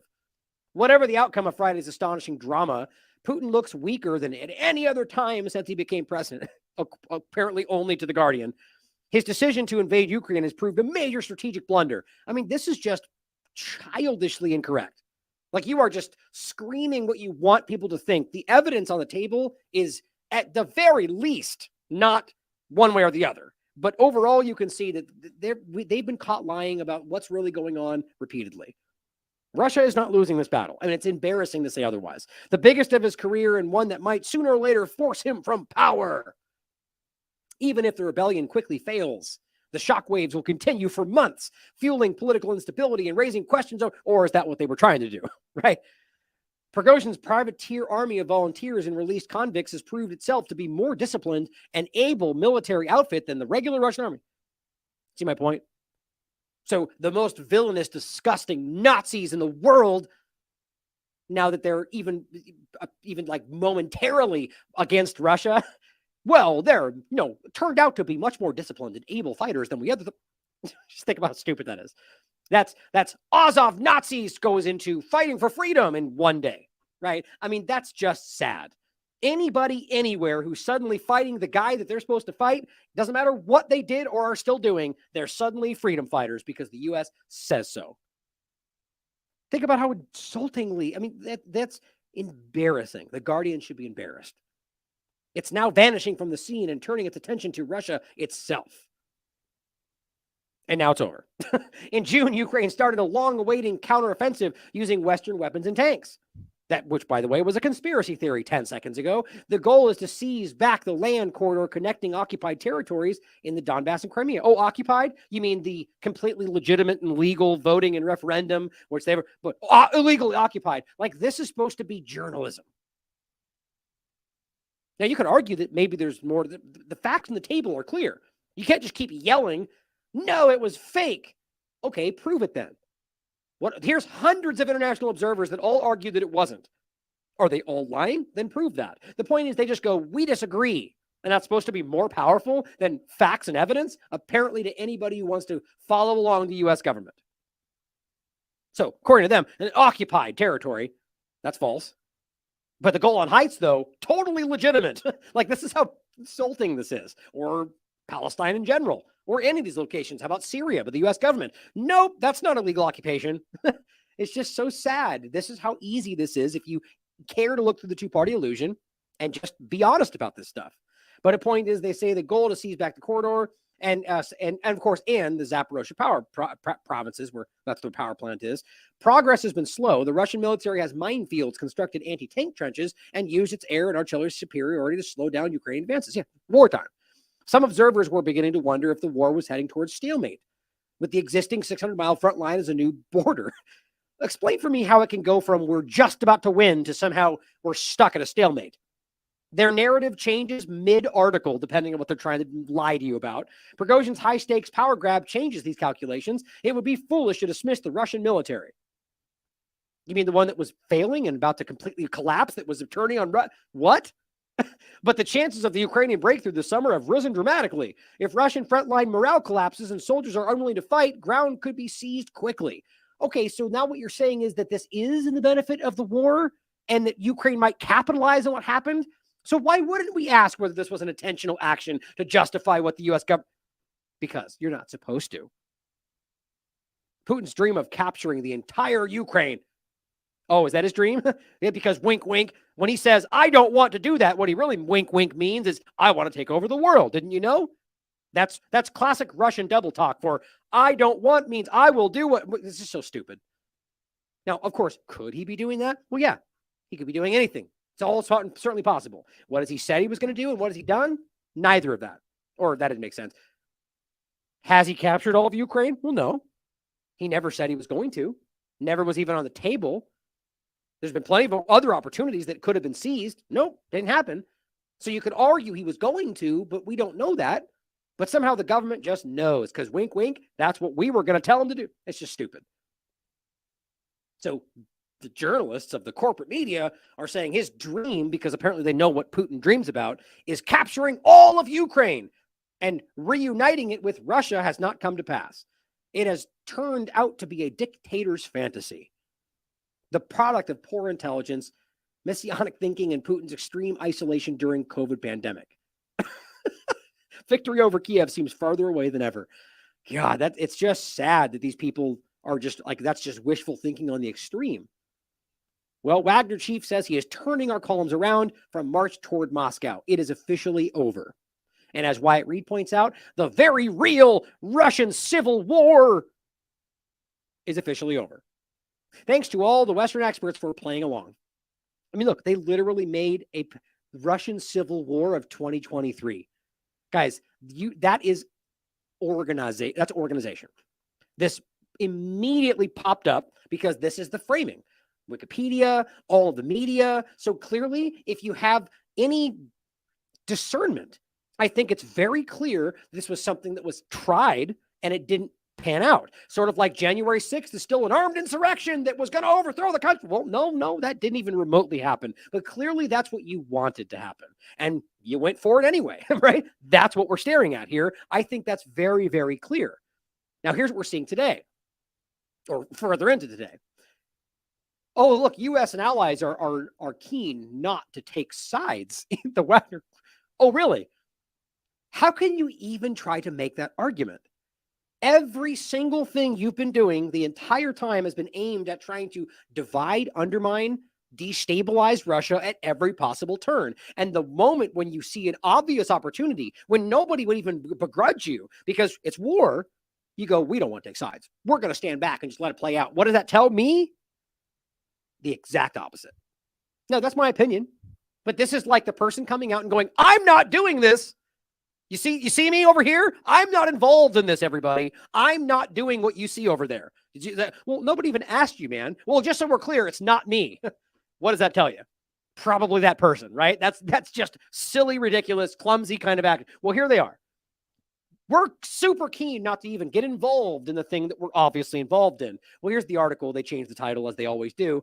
Western officials said their overriding priority was to make clear that they weren't involved in the unfolding clash between Russia and Wagner. We're not involved. That's their overriding priorities, to make sure you know that we're not involved, everybody. Why do you even need to say that? Other than this statement, why would we, my point is, other than just asking, could they be involved? Why would people assume that? It's a Wagner group and Russia and an internal fight. Because there's obviously something going on here. Quote, the United States has no intention of involving itself in this matter. Why would that even be on the table? So a mercenary group inside of Russia battles against Russia, and nothing even happened. This is like Blackwater having a verbal debate and then occupying a building for one day. And then Russia going, we have nothing to do with this, and we're not going to get involved. We're not going to step in. Everyone's going to be like, well, that's weird. Are you involved? Right? I mean, it just seems really silly. French President Emmanuel Macron has said publicly that the West isn't seeking regime change. Who was asking? Who was even talking about regime change before you brought it up, Macron? The White House, too, has repeatedly said that the U.S.'s goal wasn't to force Putin from power.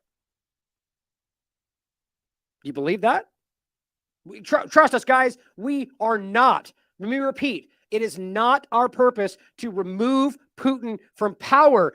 Biden says, Putin, for God's sake, this man cannot remain in power. Oh, I'm sorry. Did we forget that was said months ago?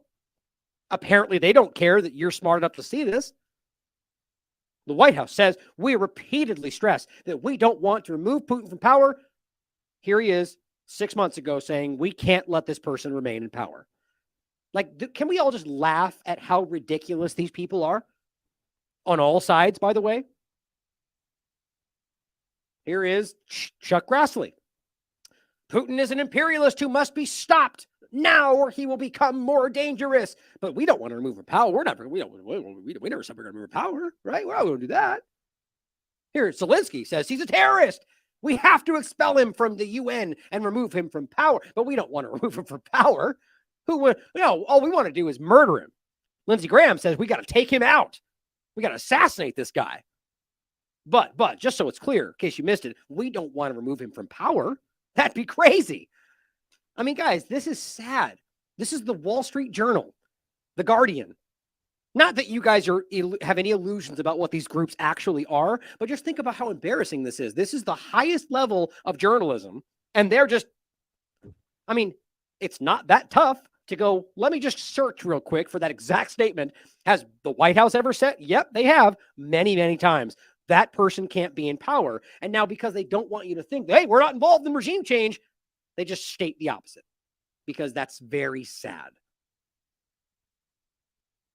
Here is a video of, I believe this was again, the Professor Lumumba saying something I think we all kind of know. Because I'm older, I want you to avoid those mistakes. But you must, as an individual, if you're in a position of leadership, be mentally agile to know when you are being misled.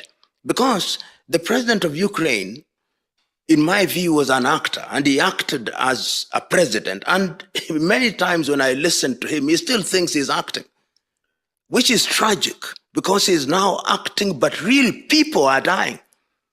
Real people are dying. Ukraine has become a theater, in my view, where NATO is testing its weapons and immunizing him from listening to people who would guide him to stop that war. If we stopped listening to NATO and the Joe Bidens of this world, let me tell you, that war would end in a month. I agree. But they're encouraging. They are telling him, go on, we are going to supply you with F-16s and drones and all these things. So it is incumbent upon any person in a position of leadership to determine what kind of advice you receive. As well as the fact that they just said, well, if anybody carries out a nuclear bomb attack, we're going to blame Putin. So go ahead and do what you want. And are we going to pretend that they didn't just basically carry out a threat against the Zaporozhye power plant and saying Putin's going to do that nuclear stuff and radiation, as they're literally going, they're going to care? We have to be aware of how concerning that is. Well, I think it's pretty clear that there's an obvious problem here when it comes to the story about what's going on here. I think it's, to me, makes most sense that this is, I mean, going back to that original article where he's the one lying, I think provably lying about why this was started, about why the justification for the war in general. And of course, now the way it played out, though, assuming we have, so if you guys see something developing now, let me know. If this person had just went back to work and nothing even happened, he hasn't been arrested, well, that would scream to me that he was involved. Or at the very least, they came to an agreement that somehow Putin was able to overlook his actions. But either way, it seems pretty clear that that indicates the U.S. government and foreign Western powers, exactly like Ritter and other people are pointing out, in driving this action, which seems to have fallen flat on its face like many of their recent efforts.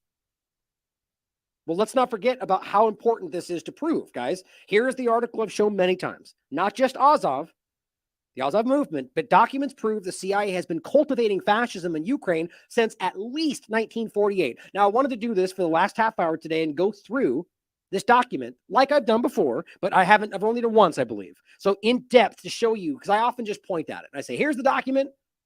Here's what it says, but let's go through and show you what it actually says. And so this perfectly opens the door, or broadens the conversation to what we were just talking about.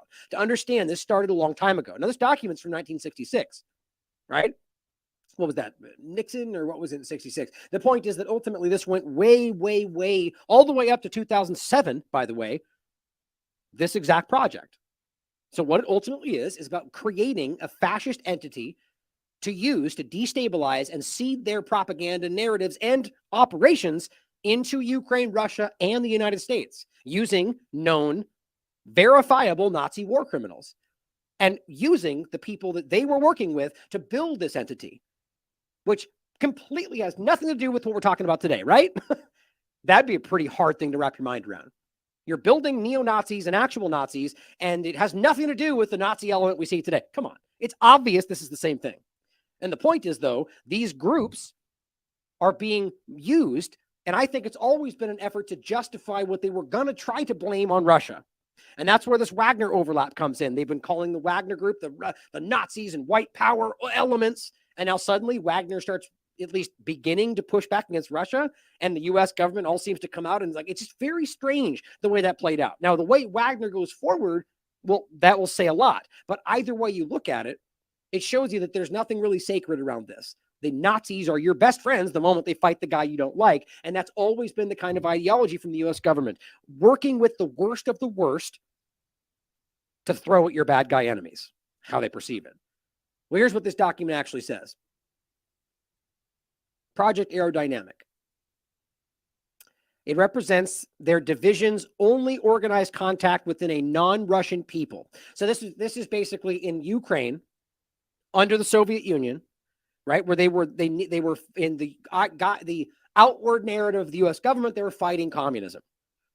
All right, so they have this group where they were working with whoever they could to create the entities they would use to destabilize and manipulate from within the Soviet Union, but also to seed their information and get assets on the inside.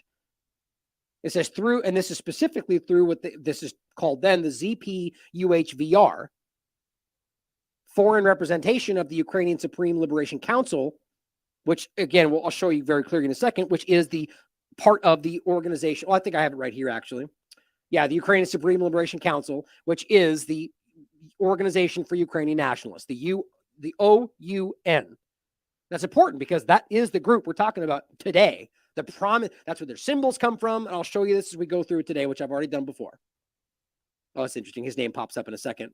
He's an asset, which is somebody who worked with Radio Free Ukraine, one of these classic groups. There's so many parts that show you this ties right back to a U.S. government operation. It's crazy. And this guy is an asset from this exact project. I'll show it to you in the documentation. But anyway, so this is this group. That is the Organization for Ukrainian Nationalists. And here is the Organization for Ukrainian Nationalists, radical nationalist right-wing groups. The OUN was the largest and one of the most important far-right Ukrainian organizations. Who's their leader?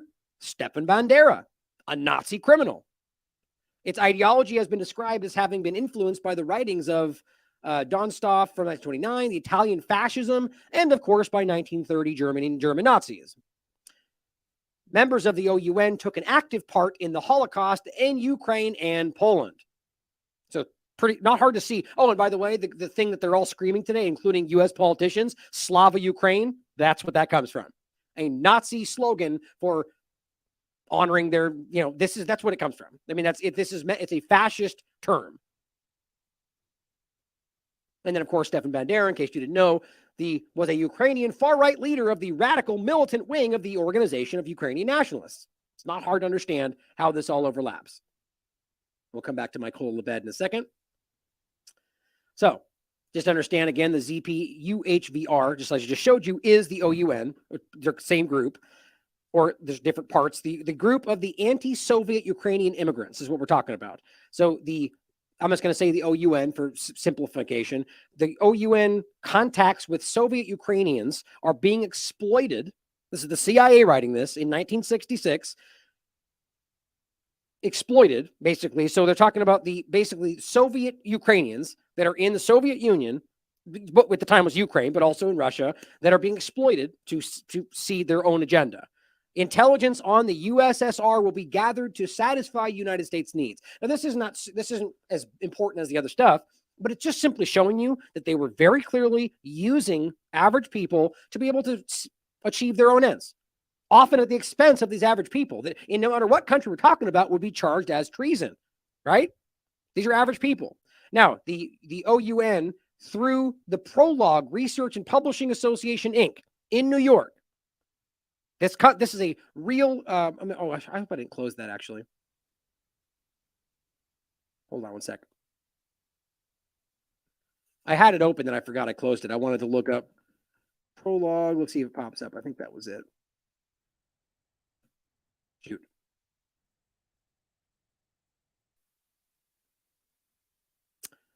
Well, the point was I just wanted to show you that company. Oh, that right there? No, these are newer ones. Well, anyway, we'll go through it. The point is, as I've told you many times, Prologue is a publishing company that was in New York and Ukraine. So think about the idea that they used, which I'll show you next, a Nazi war criminal, not a neo-Nazi, but a Nazi war criminal, Michael Lebed, to run this company in New York and seed their propaganda into New York hands, into American citizens and Ukraine. It's saying that they, through the Prologue company, the cover organization established to conduct its clandestine activity, contributes to Ukrainian nationalist ferment. Okay, so right out of the gate, you can see the whole point was building the Ukrainian nationalist mindset. What else do you call what we're talking about in Ukraine today? Now, just being a nationalist does not mean you're a Nazi or not even an extremist, but that is what they were driving. They wanted these people to get angry and to have this kind of mindset so they could be used and mobilized. Their documentation makes it clear, exploiting existing and encouraging new deviationist tendencies among Soviet Ukrainians. They're trying to create the division, the protests, the people that are willing to stand up and even think that they're doing it of their own accord. Think all the locations we talk about, whether China or Taiwan or Syria or Iran, we've seen these organized efforts. The OUN is a small, tightly knit group of individuals who were sent from the Ukraine in 1945 by the Ukrainian Supreme Liberation Council to make contact with Western intelligence and the representatives and to act in behalf of the homeland. Well, that's interesting, isn't it?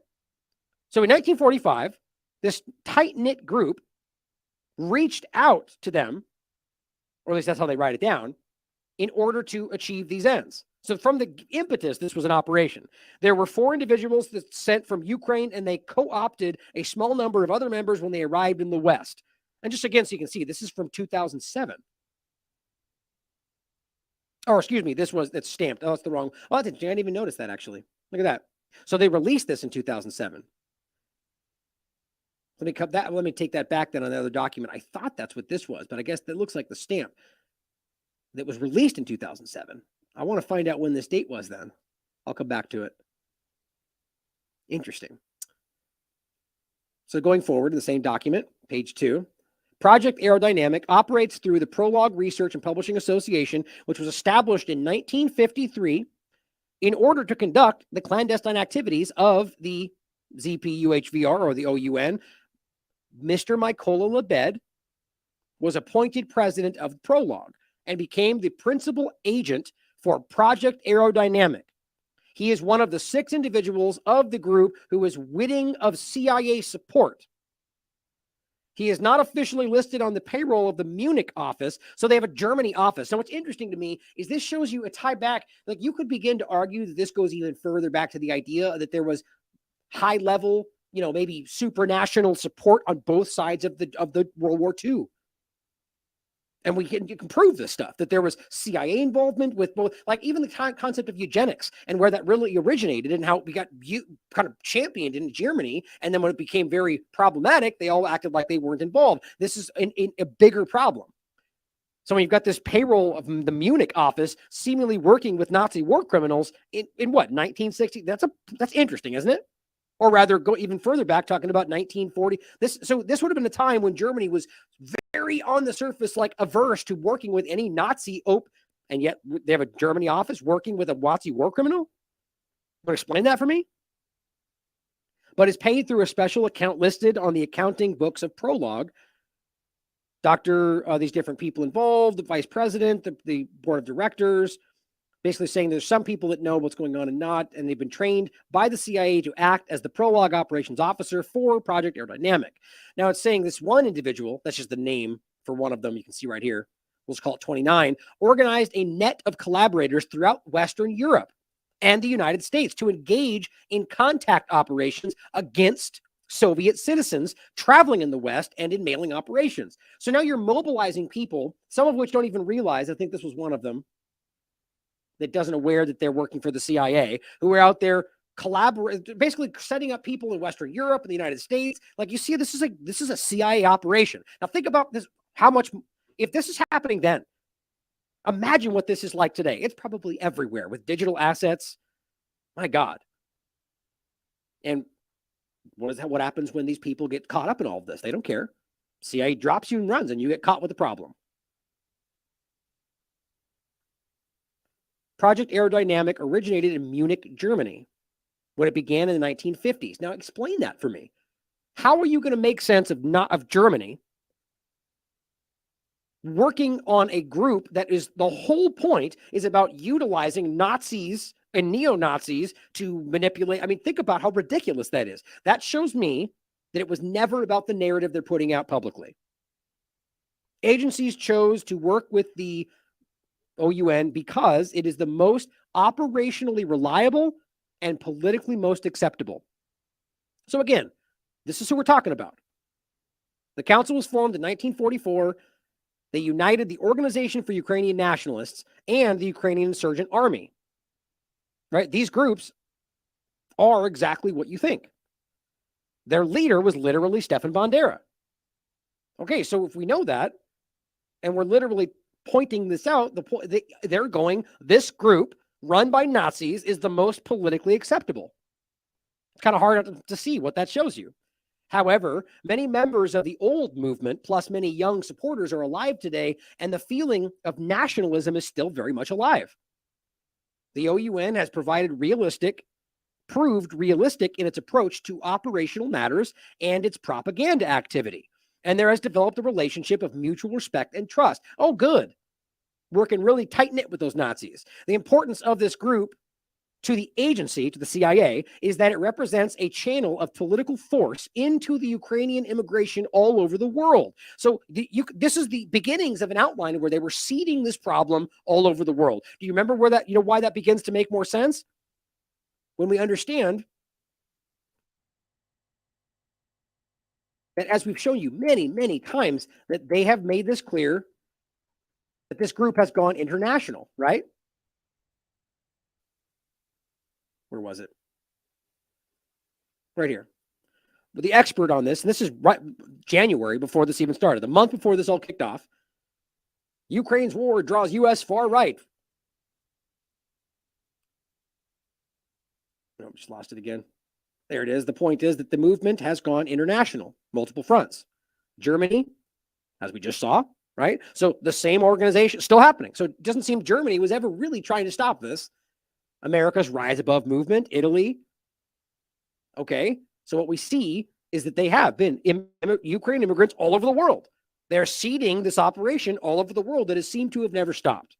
The publications of the group are used for dissemination of pro-Western ideologies and anti-communist material, pumping out this nonsense and garbage. Even if you agree with that stated sentence right there, they are pumping out things that it is propaganda. And they're pumping this out in New York, in Ukraine, and all over the world under the guise of, and of course, if you stand up and go fake news, that's the CIA, you get called a lunatic conspiracy theorist. The publications of the OUN serve to keep the group alive as a political force. Yep, just like it is today. Goes on to say there is no other organization which could be employed to attain the same objectives. There are no other CIA operations or activities aimed at the same objectives. The premises of Prologue, the company, the media company, are located in a large residential apartment building in New York. You know why? So that surveillance of the premises would be more difficult than if the offices were located in a private building. Oh, good. So they want to use you civilians as cover. See who these people are? They know, well, we want to put you in front of us so you basically work as a human shield. So if something were to happen, because look, this is a target, whether for surveillance or something more severe. If people find out this is a CIA operation, will you suddenly end at a building? That's not supposed to, and just so we're clear, guys, the CIA is not supposed to operate in the United States. That's a crime. Clearly they care, don't they? Obviously, that has never been something that stopped them. The CIA is a above the law agency and always has been. The cover activity of the group is such as to provide plausible cover for its clandestine activities. Right. So they're breaking the law and they just pretend they're a media company. So ask yourself about all the other media companies out there that today you'd be ashamed. How dare you suggest we would be doing? It's probably everywhere. Its members have been attacked for being lackeys of the Western intelligence organizations. See my point? Recently, a visiting Soviet citizen, 1966, has even said he knew Prologue was supported by the CIA. And what they do? They called him a conspiracy theorist. You're a racist. How dare you suggest just because we're Ukrainians that we work with? Same thing today. So they're pointing out that we saw it. People saw it. They knew we were lying, and we just lied and continued lying. Headquarters exercise of authority, it says pertinent CIA propaganda guidelines and U.S. government policies and ideas for propaganda plays developed in the division are discussed with the principal agent by the project case officer, the majority responsibility for flexible operations decisions and for the allocation of funds. Finally, it says funding. Present Project Aerodynamic is funded through blank in the following manner. A request for advance of funds is made quarterly, and it goes on to make, Chemical Bank of New York, by the way, is the one they use to go through.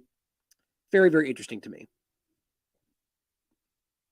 Michael Lebed, the guy who ran Prologue for the CIA, for the U.S. government, tried and convicted and imprisoned for the murder of a Polish interior minister in 1934. He only escaped when the Germans invaded Poland. I wonder how that works out. Right? So the Germans invade and they let you go because you're on their side, or because you fight. I mean, obviously, the history is not. It's pretty clear. Michael Lebed was also a leader of the OUN. In 1949, he immigrated to the United States and lived in New York. Through Prologue Research Corporation, his CIA-funded organization. It's funny how it's in Wikipedia, but when, not that long ago, that's not even supposed to be real. Like this is in 2007, when they dumped all this out and admitted it. And everybody wrote about it. Oh my gosh, how they protected Nazi murderers. Weird how it doesn't matter when it's just long enough away from what's going on. The CIA project name for operation was Aerodynamic. Funny how people still say fake news when you talk about it on Twitter. The report stated that as late as 1991, the CIA, for fear of compromising the operations and triggering outrage within the Ukrainian immigrant community, shielded Lebed from prosecution for war crimes by preventing the United States Department of Justice's Office of Special Investigations from learning about his wartime connections to the Nazis. Of course, he died without prosecution in 1998. Along with all the other Nazi war criminals that your government has used and helped avoid prosecution. Not a surprise. Well, here's another document. Now, this one is later than 1966, and I don't remember. Here it is, 1974. Perfect. So here's what it says going forward. So this is almost a decade later. This is just Project Aerodynamic, is the only agency project targeted against a non-Russian nationality of the Soviet Union. It seeks to exploit and increase nationalist and other dissident tendencies in the Ukraine and thereby exert pressure on the Soviet regime. So let's put these together. They're utilizing very dangerous people in order to just do what they can to destabilize Russia. Do you think that's different today? You'd be pretty naive to think that. The OUN collaborators have made frequent contacts inside the USSR, which have resulted in the exfiltration and clandestine literature. That's another one of these other media companies, as well as positive and operational intelligence. The OUN's other regular publications are, they list them all off, one of them being the Ukrainian Independent. And then it says down here, the OUN's, which is just their abroad paper, the Organization for Internationalists Abroad, which is partially supported by the CIA through this group. Oh, wait, where was that? I guess we'll come back to it. The point, though. Oh, it's right here. The Ukrainian Independent Information Agency. Well, we've seen this all over the place today. That's what this group is. And guess what? You won't be surprised to find out. It's part of the 1+1 Media Group, related to Kolomoisky. Shocker. Right. Okay. So the group that they're pointing out all the way back then in 1974 is a group that was created by the CIA. Okay. So this media organization was one of the, like Prologue, was a fake cutout of the CIA in order to achieve their ends. And right now, today, we are being fed information from this group about what's going on in Ukraine. And the person who runs that group is Kolomoisky, who was one of the heads of the World Jewish Congress at one point, who is now, or it was and still is, the primary backer of the Azov movement, as well as the primary chief financial support of Zelensky's political campaign.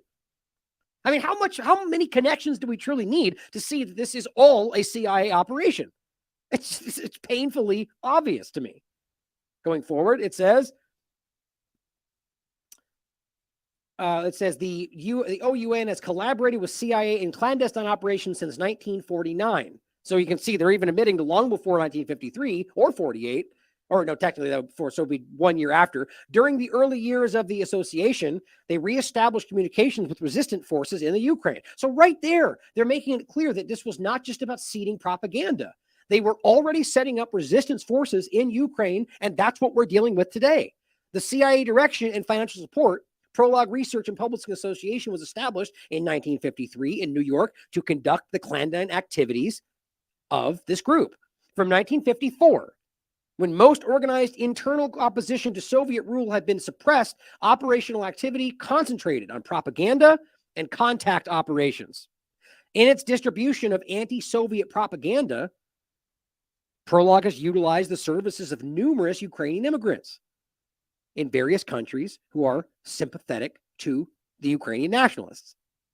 Last part, it says, in accordance with instructions to discontinue publishing activities in the United States, the Prolog Research and Publishing Association was dissolved in 1968. The mechanism was reconstituted as the Prolog Research Corporation, so it didn't go away, a profit-making commercial enterprise, ostensibly servicing contacts for private individuals and institutions. The project's publications now originate from the Munich office, coming from Germany yet again, the Ukrainian Society for Studies Abroad, which, by the way, as far as I can tell, this company still operates today. But of course, it'd be fake news to say it's working for the CIA, because that'd be crazy. During the past several years, they also have looked for younger, more aggressive people to replace retiring staff members. So in 1974, the CIA is going, we need younger, more aggressive people. So we're tapping into our nationalist, fascist, borderline neo-Nazi, and Nazi pool here. And we're looking for the most aggressive, younger versions. Take a look at Ukraine today, and that's the result. To date, only one such person has joined Prolog, Roman Kapuczynski. Right. Who, by the way, was director of Radio Liberty in Ukraine. You know, that classic propaganda platform, Radio Free Europe, Radio Free Liberty. Yeah, exactly. And we can prove on the record that his name is listed in a CIA document for working with a CIA operation that was headed by a Nazi war criminal. And this guy is on the record as running what is supposed to be a legitimate news operation today, or specifically 2010. You see how very, very obvious all this is? And this is on Wikipedia, for crying out loud. Roman Kapuczynski has received covert training and has become an effective and valuable assistant to Kaminsky. So this is a CIA operation, guys. It's not hard to see. Here's in 2010, The Independent writing about this, how the CIA protected Nazi murderers. Weird how they would argue this is fake news today. Declassified CIA files have revealed the U.S. intelligence officials went to great lengths to protect Ukrainian fascist leaders and suspected Nazi collaborators from World War II and used them to stir up trouble in the Soviet Union from an office in New York. Are you kidding? Mykola Lebed. How are we, I mean, this is how frustrating this is. We live in a world where this stuff is that easy to prove. Now, I'm not saying that this stuff was even, the point is when this comes to a conversation in a mainstream setting, this stuff is balked at. Like it's somehow fake news, even though we can literally prove it. And they've even previously written about it. So if we know this is the case, and we know that you can tie from this very person and this very group to groups that are currently right now propagandizing and groups that are right now carrying out violent acts, what's to debate? See, the point is they'll just dispute the things that they're not supposed to point at. It says Nazi hunters and lawmakers have long raised questions about the U.S. government's involvement with war criminals during the Cold War between 1945 and 55 alone. More than 500 scientists and other specialists with Nazi ties were brought to the U.S. and went on to play major roles in such fields as missile development and space program. Yeah, it's called Operation Paperclip. Also called a fake news story if you listen to people on Twitter. The point is this stuff is abundantly easy to prove. It's everywhere. And yet somehow we're not supposed to acknowledge what the Ukrainian neo-Nazis and Nazi elements are in real time. Here's the Jerusalem Post pointing out the same report in 2010. Again, Kolomoisky is important to understand here. He is 1+1 Media is the group that not only funded, or specifically Kolomoisky funded Zelensky's campaign. The 1+1 Media group was where Zelensky worked before that, right? And he ran, and the entire group that worked with, not entire, but most of the people that worked with him at the news station or the media group became his cabinet. You think I'm lying about that? Look it up. It's easy to prove. So explain for me, instead of politicians and policymakers, why this real organization would use people that ran a TV station. That is almost comical. And Kolomoisky just so happens to be the chief financier of the Azov movement. You know, the open neo-Nazi group. That's not true because Zelensky's Jewish. Well, so is Kolomoisky. It's obvious that there's more going on here. So to finish today, I think it's important. Get all this closed real quick. To show some important stuff. Now, what's first important, like as we're talking about this is 2010, right? Where they're reporting about what was going on, the ties back to this discussion, 2010. Well, what was happening at that time? This is 2011. Svoboda Party, the new phenomenon on the Ukrainian right-wing scene. Well, exactly what you would think. They were saying these people are dangerous. There's Nazis and extremists, and they're causing this to go all over the world. Why? Because I genuinely think they wanted that to be the narrative because they were going to try to blame it on Russia, which has now imploded in front of them, which may be why Wagner Group kind of decided to do something there. I don't know. But either way, you could prove that in real time, they were actively working with these groups, funding them, supporting them, and very clear, while simultaneously their media was going, bad guys. Here's the Wikipedia. Or excuse me, WikiLeaks. That's insulting to WikiLeaks. November 2008. Ukrainians' main extremist groups. You can read through this. It's the same thing you would expect. A lot of the Organization for Ukrainian Nationalists, the same organizations. Here's the human rights in Ukraine. It's coming from Ukraine, from the portal of Kharkiv. Gangs of skinheads in the Crimea and 6 other Ukrainian cities, which the moment Russia invaded, it was all fake news. Well, of course, you go to today. It's not hard to prove. As I wrote, January 6th, the failed false flag meant to blame Russia and you using the CIA-grown Azov battalion. It's pretty hard to miss. And of course, we've got these absurd, like clumsy, comical versions of apparently Nazis today that are saluting outside of buildings for nobody. Apparently, like this, you know, I'm not saying we know these. I guarantee some of these people are probably real. But this feels aggressively clumsy. They want you to see this. There's Nazis everywhere while they're actively funding the largest entity in the world. To finish, let's not forget the overlap to the group that is acting like they're fighting this. Robert F. Kennedy points out in March 2022, Israeli Prime Minister Naftali Bennett traveled to Moscow to mediate between Putin and Zelensky. He extracted significant concessions from Putin. But then he said the U.S. blocked any deal. War was the plan all along. I agree with that. And I would also be willing to argue that it wasn't the U.S. only that made that decision. You know why? Because we can prove to you that the Israeli government has been arming and funding and working with this same entity from the beginning.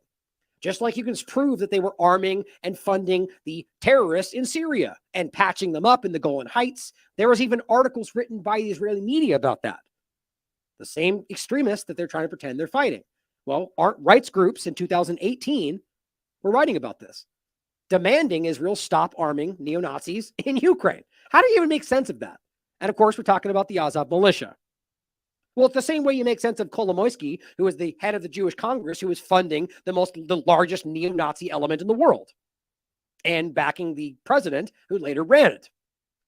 It's not hard to understand. It's just that we get lied to about what they're really fighting for. It's why we have the entities that are telling you. Let me see if I still have this, actually. I think I lost it. The many different videos we've shown you where the Jewish Orthodox community is telling you that Zionism is not Judaism and that we're being lied to, that they're using this to achieve their ends. And yes, I completely agree with that. Here, RT points this out. Well, first of all, Slow News Day points out Zionists and Nazis have a way more connected history than most people want to acknowledge. Thankfully, there's people like Israel's ambassador to Ukraine to keep this essential history alive. I'm suddenly blanking on her name. Rachel. Shoot. I love her work, by the way. I'm just blanking on her name. They write, the Israeli ambassador to Ukraine has attempted to justify Kiev's support for Stefan Bandera. You know, the guy we just showed you, the Nazi collaborator who was responsible for killing Jewish, Russian, and Polish civilians during World War II. Here's what he says. Israeli ambassador to Ukraine has attempted to justify Kiev's support for Stepan Bandera, saying that the Nazi collaborator who was responsible for killing Jewish, Russian, and Polish civilians during World War II is a source of inspiration for the country during tough times. Our view of such personalities as Bandera is very different from the view of most Ukrainians. Indeed, these people supported Nazi ideology. As part of their struggle for the independence of Ukraine, they wanted to see Ukraine without Jews, as well as without Poles, communists, and many more. But Ukraine is experiencing a colossal tragedy today. It's been attacked, aggressed, and Ukraine is in search of its heroes. Right. So you just misunderstand it. They just need something to rely on or somebody to believe in. Right. So Roger Waters can carry out an act that is easy to look up that had nothing to do with supporting anything Nazi related. And it doesn't even matter what he says. He's a Nazi forever. But these guys can quite literally use Nazi salutes, use Nazi symbols, and believe in a Nazi historical character. But yeah, you just don't really understand it properly. Rachel Blevins, thank you. I really enjoy her work. I mean, this is the kind of hypocrisy we've been demonstrating this entire show. It's painfully stupid. Like my point is that people doing this, they know what they're doing. There's no way you can't feel that absurd contradiction. It's either that you just don't want to be proven wrong or you have something else going on. But the bottom line is you can't pretend like one is acceptable and one is not when you're literally making one up and one is slapping you in the face. We don't like these heroes, but for most Ukrainians, they are heroes who fought for independence. Right. So they're Nazis. They know that. But because they fought for their independence, it's okay to support them. You see, you're just confused, you American. You don't understand the nuance. Funny how nuance only exists when you want it to. Stepan Bandera led the Organization of Ukrainian Nationalists, which advocated for ethnic nationalism targeting Jews. Bandera and his followers collaborated with Nazi Germany in exchange for support for Ukraine's independence during World War II. Russian President Vladimir Putin claimed that neo-Nazi support in Ukraine was one of the reasons for launching the military offensive against the country. Since childhood, I have always had many Jewish friends. They say Zelensky is not a Jew. He's a disgrace of Jews. Bandera and his accomplices are the ones considered heroes of Ukraine today. They are those who today's Ukrainian authorities are defending, both individually and in their ideology. How can we not fight against this? Russia is the country that suffered the most from this. We will never forgive this. If this is not neo-Nazism, then what is it? Right. Regardless of what you think about what he's saying, you cannot deny the truth of what you can see. They are doing that.